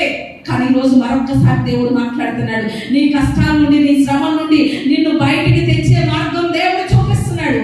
ఏంటో తెలుసా, నువ్వేమీ చేయక్కర్లేదు, దేవుని స్తుతిస్తే చాలు, ఆయనే తప్పించేస్తాడు. దేవునికి స్తోత్రం. ఉదయకాలం ప్రతి ఉదయం కూడా 3 గంటలకు లేచి దేవునికి స్తుతియాగం చేయడం మొదలు పెట్టండి. అప్పుడు దేవుడు ఖచ్చితంగా ప్రతి బంధకాల నుండి విడుదల ఇస్తాడు, ప్రతి సమస్యకి పరిష్కారం ఇస్తాడు. ఇలాగ వాక్యం విని ఒక సంఘంలో ఒక సహోదరట ఉదయకాలం 3 గంటలకే లేచి దేవుని స్తుతించడం మొదలు పెట్టిందట. తన భర్త చాలా త్రాగుడు వ్యసనాలు బంధకాలతో ఉన్నాడు. 3 గంటలకే లేచి ప్రభువా నీకు స్తోత్రం స్తోత్రం అని దేవుని స్తుతించడం, దేవుని సన్నిధిలో చేతులెత్తి ఆయన ఆరాధించడం మొదలు పెట్టిందట. అప్పుడు మరుసటి ఆదివారానికి వచ్చేసరికి సాక్షులు ఇస్తుందట. ఏమో తెలుసా, పాస్టర్ గారు ఈ మధ్య కొంత మార్పు కనిపించిందండి. అంటే ఇది వరకు రోజు త్రాగేసి వచ్చేసేవాడట, ఇప్పుడు ఎప్పుడో వారానికి 2 సార్లు మాత్రమే త్రాగుతున్నాడట. అంటే ఒక వారం రోజులు స్తుతించేసరికి ఏమొచ్చింది? కొంత మార్పు వచ్చింది. అలా మనం ప్రతిరోజు చేస్తా ఉంటే ఏమవుతుంది చెప్పండి? ఆ బంధకాల నుండి దేవుడే విడుదల పూర్తిగా ఇచ్చేస్తాడు. దేవునికి స్తోత్రం. ఏం చేయాలి? మనం స్తుతించాలి. స్తుతి ద్వారా ఎన్ని కార్యాలు అనుకుంటున్నారు, ఎన్ని మేలులు దేవుడు చేశారనుకుంటున్నారు. ఒక కెన్యా దేశంలో ఒక కుటుంబం ఉంది, దేవుని అంగీకరించినటువంటి కుటుంబం. అక్కడ ఆ దేశంలో కుటుంబాలు అంటే ఫ్యామిలీలు ఎలా ఉంటాయి అనుకుంటున్నారు? అదంతా కూడా వ్యవసాయ భూమి. ఆ దేశం అంతా కూడా వ్యవసాయ భూమి. ఇప్పుడు ఇక్కడ మన ఇల్లు ఉందనుకోండి, చుట్టూ ఒక 5 ఎకరాల పొలం ఉంటుంది, ఊడుపు చేర్లు అనమాట. తర్వాత మళ్ళీ ఒక 5 ఎకరాల తర్వాత ఇంకొక ఇల్లు ఉంటుంది. అలా దూరం దూరంగా ఉంటాయి ఇల్లులు. ఒకరోజు ఈ క్రైస్తవులు అంటే దేవుని నమ్ముకున్నటువంటి కుటుంబం దగ్గరికి మహా పేరు గాయించినటువంటి గజ దొంగతనానికి వచ్చారట. దొంగతనానికి పూర్వం ఎలా వచ్చేవారు? గుర్రాలు వేసుకుని వచ్చేవారు. దొంగలు ఎలా వచ్చేవారు చెప్పండి? ఇప్పుడు మనకు బస్సుల్లో ఉంటా మళ్ళీగా కొట్టేసే పరిస్థితి కాదు, ఆన్లైన్ దొంగతనాలు కాదు. అప్పుడు దొంగలు ఎలా వచ్చేవారంటే వెనక ముఠాను వేసుకుని ఎలా వచ్చేవారు? గుర్రాల మీద వచ్చేవారు. ఆ కుటుంబం మీద దగ్గరికి దొంగతనానికి వచ్చారట. రాత్రి దొంగతనానికి వచ్చారు, కానీ చేయలేకపోయారట. చేయలేకపోతే అప్పుడు వెళ్ళిపోయారట. వెనక్కి తిరిగి వెళ్ళిపోతా ఉంటే ఆ దొంగ తరువాత దేవుని నమ్ముకున్నాడు. ఆ ముఠా నాయకుడు దేవుని నమ్ముకున్న తర్వాత అప్పుడు ఒక ఇంటర్వ్యూ జరుగుతుందట. ఇంటర్వ్యూ జరిగి, మీరు పూర్వం చాలా గజ దొంగ కదా, ఇలా దేవుని నమ్మి ఇలాగ స్వార్థ ప్రకటిస్తున్నారేంటి, ఎందుకని దేవుని నమ్ముకున్నారు అని ఆ ఇంటర్వ్యూ చేసేటువంటి న్యూస్ రిపోర్టర్ అడిగారట. అడిగితే ఆ గజ దొంగ చెప్తున్నారట. ఏమో తెలుసా, నేను ఒక రోజు ఒక క్రైస్తవ కుటుంబానికి దొంగతనానికి వెళ్ళాను. నా ముఠాను తీసుకుని గుర్రాలు వేసుకుని దొంగతనం చేయడానికి వెళ్ళాను. కానీ ఆ రోజంతా చాలా ప్రయత్నించాను, కానీ ఏం చేయలేకపోయాను? దొంగతనం చేయలేకపోయాను. తిరిగి ఇంటికి వెళ్ళిపోయాను. మరునాడు ఆ ఇంటికి వచ్చి ఆ ఇంటి యజమానిని అడిగాను, రాత్రి మీరు ఏం చేశారు? అసలు చుట్టూ ఒక అగ్ని లాంటిది నన్ను మీ ఇంటికి సమీపించకుండా అడ్డుకునేది. రాత్రంతా చాలా కష్టపడ్డాము. మా గుర్రాలు కూడా ఎదరికి అడుగు వేయలేకపోయేవి. ఒక అగ్ని లాంటిది మమ్మల్ని ఆపేస్తూ ఉండేది. రాత్రి మీరు ఏం చేశారు? కొంత ముందుకు వచ్చేవాళ్ళం, మరలా అగ్ని వచ్చేసేది, మరలా ముందుకు వచ్చేవాళ్ళం, మరలా వచ్చేసేది అని ఆ ఇంటి యజమాని ఖచ్చితంగా అడిగారట. అప్పుడు ఆ ఇంటి యజమాని చెప్పినటువంటి విషయం ఏంటో తెలుసా? రాత్రి మేము మా కుటుంబం అంతా కలిసి ఏం పెట్టుకున్నాం? కుటుంబ ఆరాధన పెట్టుకుని దేవుని స్తుతిస్తా ఉన్నాం, అంతే తప్ప మేము ఇంకేమీ చేయలేదన్నారట. ఇక్కడ జరిగినటువంటి విషయం ఏంటో తెలుసా? వారు స్తుతించినంతసేపు ఈ దొంగలు వాటి గుర్రాలు కూడా దేవుని సమీపించకుండా అగ్ని ఆపేసేది వాళ్ళని. మరలా వీళ్ళు స్తుతించడం ఆపేసరికి కొంత దూరం సమీపించేవారు. మరలా వీళ్ళు స్తుతించేసరికి ఏం జరిగేది? అగ్ని వాళ్ళని ఆ ఇంటి దరిదాపుల్లోకి రానివ్వలేదు. ఆ ఇంటి చుట్టూరు మర్నాడు లేచి చూసేసరికి గుర్రాలు ఆ పొలం అంతా కూడా ఏం చేసినాయి చెప్పండి, తొక్కి పడేసినాయట. వెంటనే ఆ గజ దొంగ అంతరంగంలో దేవుడు కార్యం చేశాడు. అయ్యో, వీళ్ళు స్తుతిస్తున్నటువంటి, వీళ్ళు ఆరాధిస్తున్నటువంటి దేవుడు ఎంత గొప్పవాడా అని వెంటనే ఏం చేశాడు చెప్పండి, యేసయ్యను సొంత రక్షకునిగా అంగీకరించాడు. దేవునికి స్తోత్రం. అంటే ఈరోజు మన కుటుంబాన్ని శత్రువు ముట్టకూడదు అంటే ఏం చేయాలి? స్తుతించాలి. మన కుటుంబాల్లో స్తుతి నినాదం ఉండాలి. మన హృదయంలో దేవునికి ఆరాధనలో ఉండాలి ఎల్లప్పుడూ కూడా. అప్పుడు మనం ఖచ్చితంగా ఏం చూస్తాం చెప్పండి, విజయాలనేది చూస్తాం. ఇక్కడ మొట్టమొదటిగా దావీదు దేని మీద ఆధారపడుతున్నాడు? దేవుణ్ణి స్తుతించడం మీద ఆధారపడుతున్నాడు. మిగిలిన మాటలు నేను త్వరగానే చెప్తాను రండి. 2వ 34వ కీర్తన 4 నుంచి 7 వచనాలు కనుక మనం ఆలోచన చేస్తే ఇక్కడ కొన్ని మాటలు ఉంటాయి. నేను యెహోవా యందు విచారణ చేయగా ఆయన నాకు ఉత్తరం ఇచ్చాను. నాకు కలిగిన బైబిల్ అన్నింటిలో నుండి ఆయన నన్ను తప్పించాను. వారు ఆయన తప్పు చూడగా వారికి వెలుగు కలిగాను. వారి ముఖములెన్నడూ లెచ్చింపకపోవును. ఈ దేవుని మొరపెట్టగా యెహోవా ఆలకించును. అతని శ్రమలన్నింటిలో నుండి అతన్ని రక్షించెను. యెహోవా యందు భయభక్తులు గల వారి చుట్టూ ఆయన దూత కావలి వారిని రక్షించెను. ఇక్కడ ఈ మాటల్లో మనకి కనిపించేది ఏంటి అంటే, ఆయన దూత కావలి ఉండి ఏం చేస్తుందట, రక్షిస్తుందని దావీదు మాట్లాడుతున్నాడు. అంటే రెండవది, ఇప్పుడు తన పొజిషన్ మీద, పాపులారిటీ మీద కాదు ఆధారపడుతున్నాడు. దేని మీద ఆధారపడుతున్నాడో తెలుసా? దేవుని కాపుదల మీద ఆధారపడుతున్నాడు. దేవునికి స్తోత్రం, హల్లెలూయా. రెండవదిగా దేని మీద ఆధారపడుతున్నాడు చెప్పండి? దేవుని యొక్క ప్రొటెక్షన్ మీద ఆధారపడుతున్నాడు. నా దేవుడు నన్ను కాపాడగలడు. ఒకవేళ ప్రజలు కాపాడగలడు అనుకున్నాను, నా భార్య కాపాడగలదు అనుకున్నాను, నా బావమరిది కాపాడగలడు అనుకున్నాను, లేకపోతే నా మాంగారు రాజు కదా అతడు కాపాడగలడు అనుకున్నాను. కానీ ఈరోజు ఫిలిస్తీ రాజు అయినటువంటి ఆకీషు చేతుల నుండి నన్ను తప్పించింది, కాపాడింది దేవుడే తప్ప నేను నమ్ముకున్న మనుషులు ఎవరు కాదు అని ఇప్పుడు ఎవరి మీద ఆధారపడుతున్నాడు? దేవుని కాపుదల మీద ఆధారపడుతున్నాడు. దేవునికి స్తోత్రం, హల్లెలూయా. మరి ఈరోజు మనము ఎంతవరకు దేవుని కాపుదల మీద ఆధారపడగలుగుతున్నాం? ఈ రోజు వరకు మనం సజీవుల సంఖ్యలో ఉన్నామంటే ఏంటి చెప్పండి? దేవుని కాపుదలే కదా, దేవుని భద్రతే కదా. దేవుని కాపుదల లేకుండా మనం అసలు సజీవులంగా ఉండగలుగుతామా? ఉనికి కలిగి చలించగలుగుతామా అంటే అది ఏ మాత్రం కూడా జరగదు. ఒకవేళ ఆకీషు రాజు వదిలేసిన ప్రజలందరూ ఏం చేస్తారు? మంచి పక్కతో ఉన్నారు దావీదు మీద. ఆకీషు రాజు పోన్లే వదిలేయండిరా అన్నా కూడా ప్రజలు ఏం చేస్తారు? ఖచ్చితంగా చంపేద్దరు. కానీ అక్కడ ఎవరు కాపాడారు దావీదుని? దేవుడే కాపాడాడు. దేవునికి స్తోత్రం. అందుకని దేవుని కాపుదల మీద ఏం చేస్తున్నాడు చెప్పండి? ఆధారపడుతున్నాడు. మూడవదిగా కూడా చూద్దాం. 34వ కీర్తన 8 నుండి 10 వచనాలు చూస్తే ఇక్కడ మనకు కనిపిస్తుంది, యెహోవా ఉత్తములను రుచి చూసి తెలుసుకోండి, ఆయనను ఆశ్రయించినప్పుడు దాన్ని యెహోవా భక్తులారా ఆయన యందు భయభక్తులు కలిగి ఉంచుడి. ఆయన యందు భయభక్తులు ఉంచి వారికి ఏ వేరు కొదువై ఉండదు. సింహపు పిల్లలు ఏమి గలవై ఆకలి కొరకు కానీ యెహోవాను ఆశ్రయించి వారికి ఏ వేరు కొదువై ఉండదు. ఇక్కడ దేని మీద ఆధారపడుతున్నాడు అంటే దేవుని యొక్క సమకూర్పు మీద ఆధారపడుతున్నాడు. దేని మీద చెప్పండి? దేవుడే సమకూరుస్తాడు. చాలా ఆకలితో ఉన్నాడు పారిపోయినప్పుడు దావీదు. ఎవరు ఆహారం పెట్టేవారు లేరు. ఒకప్పుడు గొప్ప పొజిషనే, గొప్ప స్థాయే, ఆహారానికి లోటు లేని పరిస్థితి. కానీ పారిపోయినప్పుడు ఆహారం ఎక్కడి నుంచి వస్తుందో చెప్పండి? రాదు కదా. ఎవరు పెడతారు? పారిపోమని సలహా ఇచ్చిన వాళ్ళు ఎవరైనా ఆహారం పెడతారా? ఒకప్పుడు నువ్వు చాలా గొప్ప అని పొగిడిన ప్రజలైనా ఇప్పుడు ఆహారం పెట్టగలరా? పెట్టలేరు కదా. కానీ తనకి ఆహారాన్ని సమకూర్చింది ఎవరో తెలుసా? దేవుడే. అక్కడ సన్నిధి రొట్టెలు ఉన్నాయని సమూయేలు చెప్పినప్పుడు మేము స్త్రీలకు ఎడమగానే ఉన్నాం, ఆ సన్నిధి రొట్టెలు మాకు ఇమ్మనేసి అన్నప్పుడు సమూయేలు ఆ సన్నిధి రొట్టెలు తీసి ఇవ్వడం అనేది జరిగింది. అంటే ఇక్కడ సింహపు పిల్లలైనా కూడా ఎలా ఉంటాయి? ఆకలిగా ఉంటాయి. కానీ తనని అందు భయభక్తులు గల వారిని ఎప్పుడు దేవుడు పస్తులుంచడు, ఎలాంటి పరిస్థితి అయినా అని.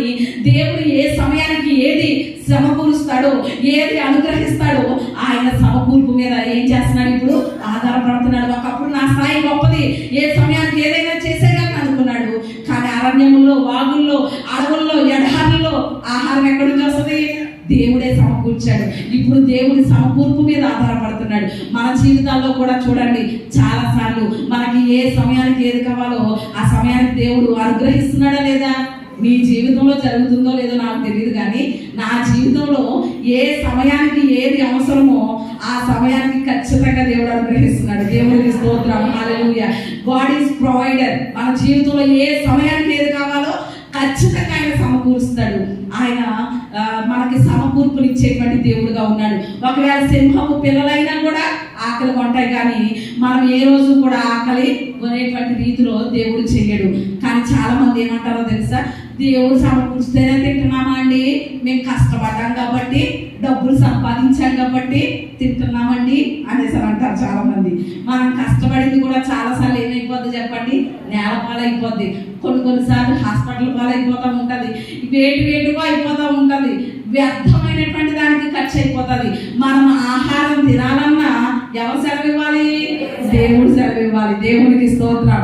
చాలా మంది ఎలా తయారవుతారో తెలుసా, ఒక రోజటండి ఒక ఆయనకి ఒక గుడ్డు దొరికిందట, పక్షి గుడ్డు దొరికిందట.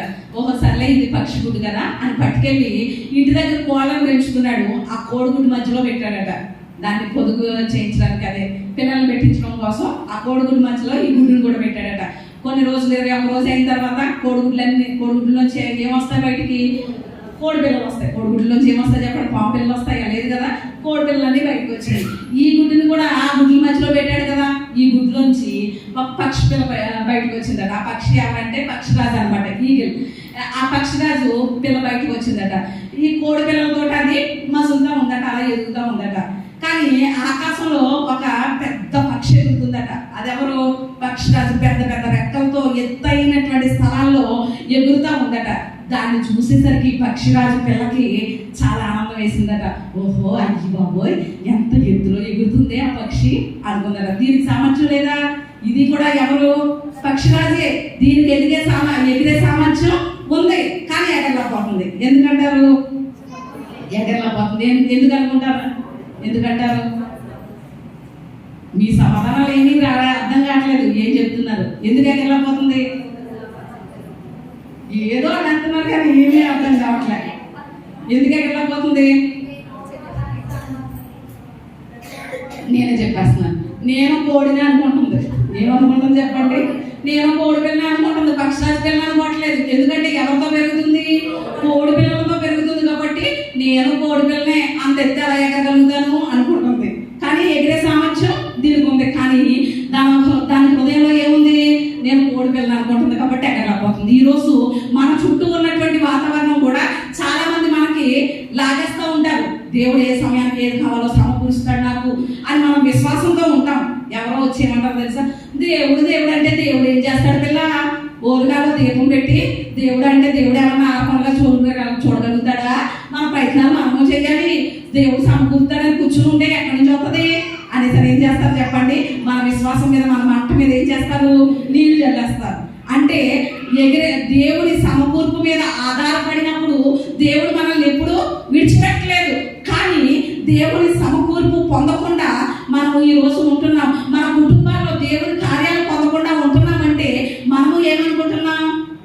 ఆ కోడి పిల్లల మధ్యలో ఉండి ఇది ఏమనుకుంది?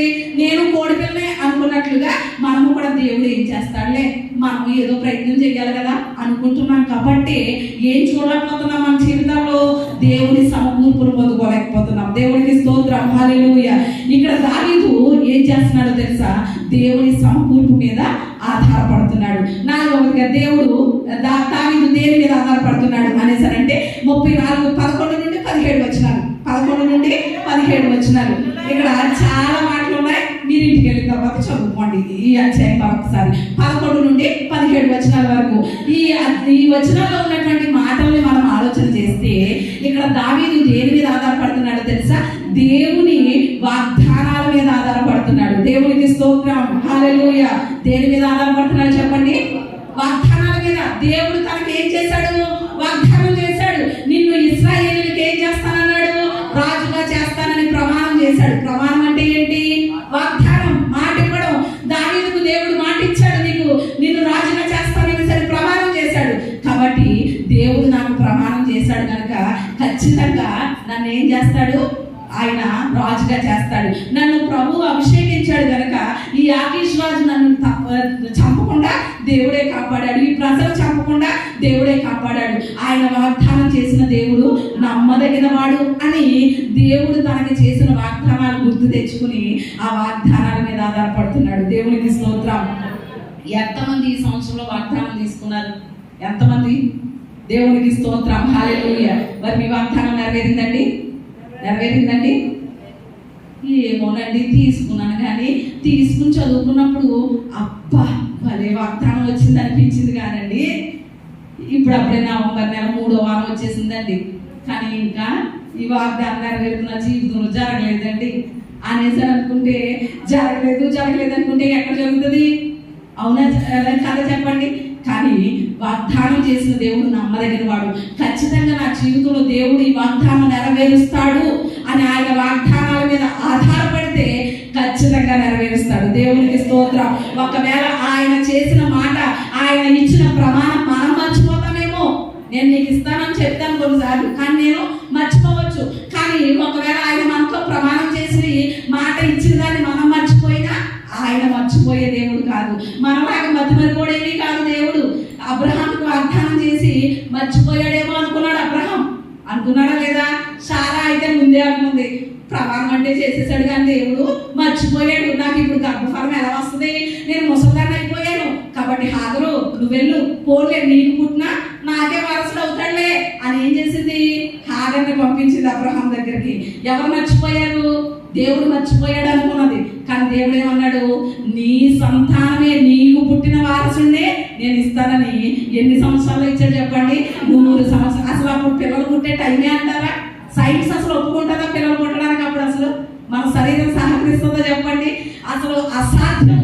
ఏ మాత్రం 1% కూడా జరగడానికి అవకాశమే లేదు. కానీ అసాధ్యాలను సాధ్యం చేయగలిగిన దేవుడు నా దేవుడు. దేవునికి స్తోత్రం.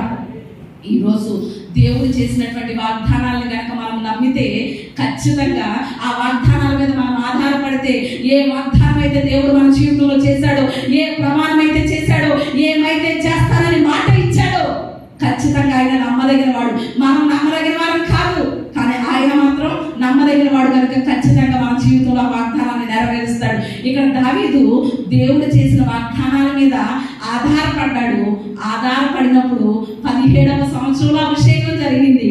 ఇప్పుడు 30వ సంవత్సరం వచ్చేసింది. ఈ పరిస్థితులన్నీ ఎదుర్కొనేసరికి వాగ్దానం చేసిన దేవుడు నమ్మదగిన వాడు కదా. ఇప్పుడు ఏం చేశాడు? దావీదుని ఆకీషు రాజు నుండి తప్పించి ఎక్కడ కూర్చోబెట్టాడు? సింహాసనం మీద కూర్చోబెట్టాడు. దేవునికి స్తోత్రం. మాటిచ్చి తప్పేశాడా చెప్పండి దేవుడు? ఒకవేళ ఆధారపడలేదు నువ్వు నా మీద గెట్టేశాడా? లేదు కదా. ఈరోజు మన జీవితంలో కూడా చాలాసార్లు దేవుణ్ణి విడిచి, దేవుణ్ణి ఆశ్రయించకుండా, దేవుని మీద ఆధారపడకుండా, దేవుని మీద ఆడుకోకుండా చాలాసార్లు ప్రక్కన తప్పిపోతున్నాం. చాలాసార్లు వాక్యాన్ని తప్పి అతిక్రమిస్తున్నాం.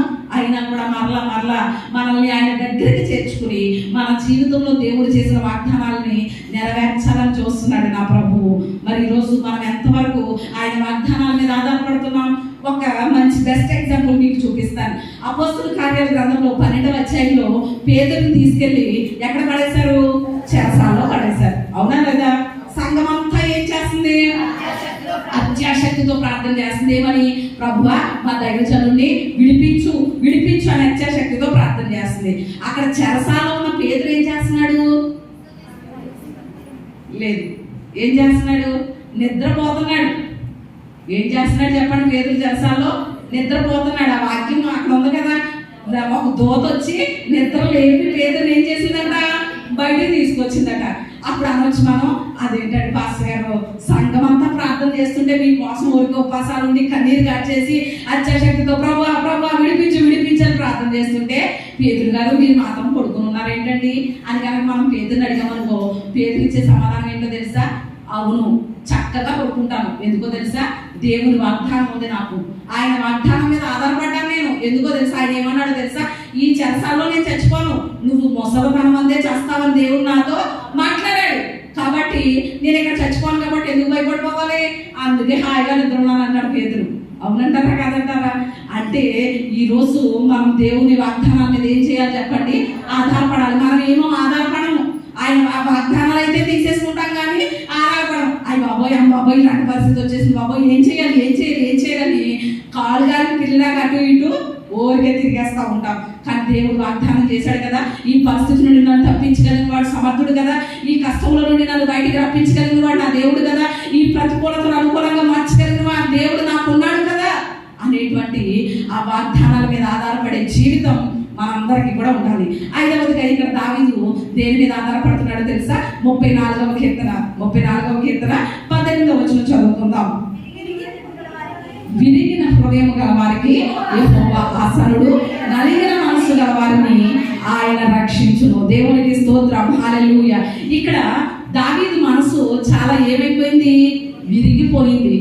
ఏయో అనుకున్నాను కానీ నా భార్య నన్ను ఎంతగానో ప్రేమిస్తుంది అనుకున్నాను కానీ ఏం చేసింది? కిటికీలోంచి దూకించి పంపించేసింది. అయ్యో నా బావమర్దికి నేను అంటే ఎంతో ప్రేమ అనుకున్నాను కానీ ఏం చేశాడు? బాబా నేను ఏం చేయలేదని విడిచిపెట్టేశాడు. నా మాంగారు నన్ను ఎంతో బాగా చూసేస్తాడు అనుకున్నాను, నా మాంగారు ఏం చేశాడు? నన్ను చంపేద్దామని చూశాడు. ప్రజలు అయ్యో దావీదు గారా మీరా ఇంతకాలం అంతా పొగిడేశారు కానీ ప్రజలందరూ ఏం చేద్దాం అనుకున్నారు? రాళ్ళు చూసి కొట్టేద్దాం అనుకున్నారు. అయ్యో అని మనసు అంతా ఏమైపోయింది? విరిగిపోయింది. ఒక్కొక్కసారి చూడండి మన మనసు కూడా విరిగిపోతుందా లేదా? నీ మనసు ఎప్పుడైనా విరిగిందా? ఎన్ని ముక్కలైంది? చాలాసార్లు విరిగిపోతూ ఉంటాం. ఎవరైనా మన బంధువులు కానీ లేకపోతే మనల్ని మనం ప్రేమించే వాళ్ళు కానీ మనల్ని అపార్థం చేసుకున్నా లేకపోతే మన మీద ఏదన్నా అన్నా అప్పుడు ఏమైపోతుంది? మన మనసు విరిగిపోతుందా లేదా? మన మనసు విరిగిపోయినప్పుడు వెంటనే మన కళ్ళలోంచి ఏమొచ్చేస్తాయి? కన్నీళ్ళు వచ్చేస్తాయి. అయ్యో ఇదేంటి ఇలా అర్థం చేసుకున్నారు, లేకపోతే ఇదేంటి నన్ను ప్రేమించలేదు, లేకపోతే ఇదేంటి నన్ను పిలవలేదు, లేకపోతే ఏంటి నాతో మాట్లాడలేదని చాలాసార్లు ఏమవుతుంది చెప్పండి? మన బంధువులు, స్నేహితులు, కుటుంబస్తుల ద్వారా మన మనసు చాలా విరిగిపోతూ ఉంటుంది. కానీ అలా మన మనసు విరగడం చాలా మంచిది. దేవునికి స్తోత్రం. మన మనసు విరిగే పరిస్థితి మనకు వచ్చిందా? దేవునికి స్తోత్రం చెప్పండి. ఎందుకో తెలుసా? విరిగిన మనస్సు గల వారికి దేవుడు ఎలా ఉంటాడట? ఆసన్నుడు, అంటే సమీపంగా ఉంటాడట. దేవునికి స్తోత్రం. మన మనసు విరగలేనంతసేపు దేవుడు మనకు ఎలా ఉంటాడు? దూరంగానే ఉంటాడు. కానీ ఎప్పుడైతే అయ్యో అని మన మనసు విరిగిపోతుందో అప్పుడు నా బిడ్డ వాళ్ళు ఎవ్వరూ లేకపోయినా, వాళ్ళు ఎవ్వరూ మాట్లాడకపోయినా, వారు ఎవ్వరూ సాయం చేయకపోయినా, వారందరూ నేను కాదన్నా నేను ఉన్నాను కదా నా బిడ్డ అని ఏం చేస్తాడు చెప్పండి? మన దేవుడు మనకి దగ్గరగా వచ్చేస్తాడు. దేవునికి స్తోత్రం, హల్లెలూయా. ఇక్కడ దావీదు ఐదవదిగా దేని మీద ఆధారపడుతున్నాడు తెలుసా? దేవుడు తనకి సమీపంగా వస్తున్నాడు అంటే గాడ్స్ ప్రెజెంట్, దేవుని సన్నిధి మీద ఆధారపడుతున్నాడు. దేవునికి స్తోత్రం, హల్లెలూయా. ఐదవదిగా దేని మీద ఆధారపడుతున్నాడు చెప్పండి? దేవుని సన్నిధి మీద. ఆయన సమీపంగా ఉన్నాడు కనుక, ఆయన సమీపంగా వచ్చాడు కనుక, ఆయన మనకు సమీపంగా ఉండడమే దేవుని సన్నిధి. గాడ్స్ ప్రెసెన్స్ అంటారు అన్నమాట దాన్ని. అంటే ఆయన మనతో ప్రతి క్షణం ఉన్నాడు. దేవుని సన్నిధి అని దాన్ని అంటారు. కాబట్టి దేవుని సన్నిధి మీద ఏం చేస్తున్నాడు చెప్పండి? ఆధారపడుతున్నాడు. తాను సేవ చేసినటువంటి రాజే సౌలే చంపాలనుకున్నా కూడా తన ప్రభువే తనకి సమీపంగా ఉన్నాడు అని దేవుని సన్నిధి మీద ఏం చేస్తున్నాడు చెప్పండి? ఆధారపడుతున్నాడు. మరి ఈరోజు ఒకవేళ ఏమైనా మనకి నిందలు వచ్చినాయి, అవమానాలు వచ్చినాయి, చుట్టుప్రక్కల వారు ఏదైనా మాట్లాడుతున్నారా, ఏ మాత్రం కూడా మనం ఏం చేయక్కర్లేదు, భయపడక్కర్లేదు. మన దేవుడు మనతో ఉన్నాడు. ఎలాంటి పరిస్థితుల్లో అయినా, కష్టంలో ఒకవేళ మన వాళ్ళు మనల్ని విడిచిపెట్టేయచ్చు, ఇబ్బందులు మన వాళ్ళు సాయం చేయాలని వదిలేయచ్చు, లేకపోతే అనారోగ్య పరిస్థితుల్లో వాళ్ళు విడిచిపెట్టేయచ్చు సేవ చేయాలని. కానీ మన దేవుడు ఎలాంటి కష్టమైన, నష్టమైన, ఇరుగైన, ఇబ్బంది అయినా, వ్యాధైనా, బాధైనా, ఎలాంటి పరిస్థితుల్లోనూ కూడా మనల్ని ఏం చేయాలి చెప్పండి? విడిచిపెట్టడు, మనతోనే ఉంటాడు. కాబట్టి దేవుని సన్నిధి మీద ఏం చేస్తున్నాడు? ఆధారపడుతున్నాడు. చివరి మాట చెప్పిన మాటలు ముగిస్తాను. ఆరవదిగా దేని మీద ఆధారపడుతున్నాడు అంటే 34వ కీర్తన 19 నుండి 22 వచనాలు. మీరు ఇంటికి వెళ్ళిన తర్వాత చదువుకోండి, చాలా వచనాలు ఉన్నాయి కనుక 19 నుండి 22 వరకు. అక్కడ కనుక మనం ఆలోచన చేస్తే మనకు అర్థమయ్యే మాటలు ఏంటో తెలుసా? దేవుని భద్రత మీద ఆధారపడుతున్నాడు. దేని మీద చెప్పండి? దేవుని భద్రత. అందుకని ఇక్కడ అంటున్నాడు కదా, ఆయన వాడి ఎముకలన్నింటినీ కాపాడును, వాటిలో ఒక్కటైనా ఏమవుదట? విరిగిపోదట. ఇక్కడ మనం ఈ విషయం ఆలోచన చేయాలి. ఆకీష్ రాజు విడిచిపెట్టిన ప్రజలు విడిచిపెట్టరు. ఒక్క ఎముక కూడా దావీదులో ఉండకుండా ఏం చేద్దరు? వాళ్ళందరూ విడిచిపడేద్దరు. అవునంటారా లేదా? శత్రువులు, ఫిలిస్తీన్లు అందరూ కూడా దావీదును పట్టుకున్నారంటే దావీదు ఒక్కడే, వాళ్ళు వేల కొలది ఉన్నారు. వాళ్ళందరూ దావీదును కనుక ఒక్క దెబ్బేసిన, ఒక్కొక్క దెబ్బేసినా ఒక్క ఎముక కూడా దావీదు శరీరంలో ఉండదు, పొడి చేసేస్తారు. కానీ ఇక్కడ దావీదు అదే అంటున్నాడు, దేవా నీవే నాకు భద్రత ఇచ్చావు కదా ప్రభువా, ఆ రాజ్యంలో నుండి ఆ ప్రజల మధ్యలో నుండి నీవే నన్ను భద్రంగా కాపాడావు కదా, అంటే నా ఎముక ఒక్కటి కూడా విరగకుండా నువ్వు నన్ను తీసుకొచ్చావు అని ఇప్పుడు దేని మీద ఆధారపడుతున్నాడు? దేవుని భద్రత మీద ఆధారపడుతున్నాడు. మన జీవితంలో దేవుడు ఎన్నిసార్లు భద్రత ఇవ్వలేదు చెప్పండి? కోడి తన పిల్లలను తన రెక్కల నీడలో ఎలాగ భద్రపరుస్తుందో అంతకంటే ఎక్కువగా ప్రతి క్షణము కూడా దేవుడు మనకి ఏమిస్తున్నాడు? ఆయన చల్లని సజీవమైన రెక్కల నీడలో మనల్ని భద్రపరుస్తున్నాడు. కాబట్టి ఈ రోజు నేను బ్రతుకున్నాను, మనందరం బ్రతుకున్నాం. లేదంటే ఆయన భద్రత కనుక లేకపోతే మనం ఎక్కడ ఉందమో, ఏ పాతాళ అనుభవంలో ఉందమో, ఏ నాశనకరమైన కోపంలో ఉందమో. కానీ దేవుడు మనకి ఏమిస్తున్నాడు చెప్పండి? భద్రతను ఇస్తున్నాడు. మరి ఇక్కడ దావీదు కూడా ఏం చేస్తున్నాడు చెప్పండి? దేవుని భద్రత మీద ఆధారపడుతున్నాడు. మరి మనము ఒకవేళ ఇంతవరకు దేని మీద ఆధారపడ్డామేమో, మన పొజిషన్ మీద ఆధారపడ్డామేమో, మన స్థాయిని బట్టి, లేకపోతే మన పేరు ప్రఖ్యాతలను బట్టి, లేకపోతే మనల్ని ప్రేమించే వారు ఉన్నారని వారిని చూసుకుని దేవుని విడిచిపెట్టేశామేమో. కానీ దావీదు కూడా అలాగే మొదట తన స్థాయిని బట్టి, తన పేరు ప్రఖ్యాతలను బట్టి, తనని ప్రేమించే వారిని బట్టి వారిని చూసుకుని దేవుని మీద ఆధారపడడం మానేశాడు. కానీ ఎలాంటి పరిస్థితి దావీదు ఎదుర్కొన్నాడు? ఇప్పుడు మరలా దేవుని మీద ఆధారపడడం మొదలు పెట్టాడు. దేవుని స్తుతించడం మీద ఆధారపడుతున్నాడు. రెండవది దేని మీద ఆధారపడుతున్నాడు చెప్పండి? దేవుని కాపుదల మీద ఆధారపడుతున్నాడు. మూడవది దేవుని సమకూర్పు మీద ఆధారపడుతున్నాడు. నాలుగవది దేవుని వాగ్దానాల మీద ఆధారపడుతున్నాడు. ఐదవది దేవుని సన్నిధి మీద ఆధారపడుతున్నాడు. ఆరవది దేవుని భద్రత మీద ఆధారపడుతున్నాడు. ప్రభువా, మనుషులు కాదు, రాజులు కాదు, అధికారులు కాదు, ఎవ్వరు కాదు, నీవుంటే చాలు అని ఇప్పుడు ఎవరి మీద ఆధారపడడం నేర్చుకున్నాడు?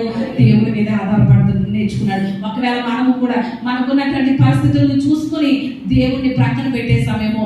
ఈ రోజు మనం అనుభవిస్తున్నటువంటి కష్టం, మనం అనుభవిస్తున్న బాధ, మనం అనుభవిస్తున్నటువంటి ఇరుకులు, ఇబ్బందులు దేవుని ప్రక్కన ఎట్టేసినందుకే వచ్చినాయేమో. కానీ ఇప్పుడైనా దేవుడు, నా బిడ్డ నేను నిన్ను విడిచిపెట్టను, నా మీద ఆధారపడని దేవుడు పిలుపునిస్తున్నాడు. కాబట్టి ఇకనైనా దేవుని సన్నిధికి వద్దాం, దేవుని మీద ఆధారపడదాం. ప్రభువా, నీవే నాకు ఆధారం. ఈ లోకంలో ఎవరున్నా లేకపోయినా ఆకాశమందు నీవు నాకుంటే చాలు అని 78వ కీర్తన 25వ వచనంలో ఆసాపు చెప్పినటువంటి మాట కనుక, ప్రభువా ఆకాశమందు నీవుంటే నాకు చాలు, వేరే నాకు ఏది అక్కర్లేదు, వేరే నాకు ఎవరు అక్కర్లేదు అనే మాట మనం చెప్పగలిగితే దేవుడు కూడా ఏమంటాడో తెలుసా? నా బిడ్డ భూమి మీద నువ్వు నాకుంటే చాలు, ఇంకెవరు అక్కర్లేదని నా ప్రభు చెప్తాడు. దేవునికి స్తోత్రం. మరి ఆయనతో మనం ఆ మాట చెప్పగలుగుతున్నామా? దేవుని మీద ఆధారపడగలుగుతున్నామా? పరిశీలన చేసుకుందాం. ఇక నుంచి అయినా దేవుని మీద ఆధారపడదాం. మన ప్రతి పరిస్థితి నుండి విడుదల పొందుదాం. దావీదు ఎలాగైతే పిచ్చివాని ఆ పొజిషన్ లో నుండి తిరిగి ఎక్కడికి వచ్చేసాడు? సింహాసనం మీదకి వచ్చి మహారాజుగా 40 సంవత్సరాలు ఇశ్రాయేలుని పరిపాలన చేశాడు. తిరిగి మనం పోగొట్టుకున్నదంతా దేవుడు మనకి ఇస్తాడు. ఆశీర్వాదకరమైనటువంటి అభివృద్ధికరమైన మార్గంలో దేవుడు మనల్ని నడిపిస్తాడు. దేవుడి మీద ఆధారపడదాం. అట్టి కృప దేవుడు మనందరికీ దయచేయును గాక. ఆమె అందరం కూడా మోకరించినట్లయితే ప్రార్థన చేసుకుందాం. అందరం కూడా ప్రార్థన చేసుకుందాం. ప్రభు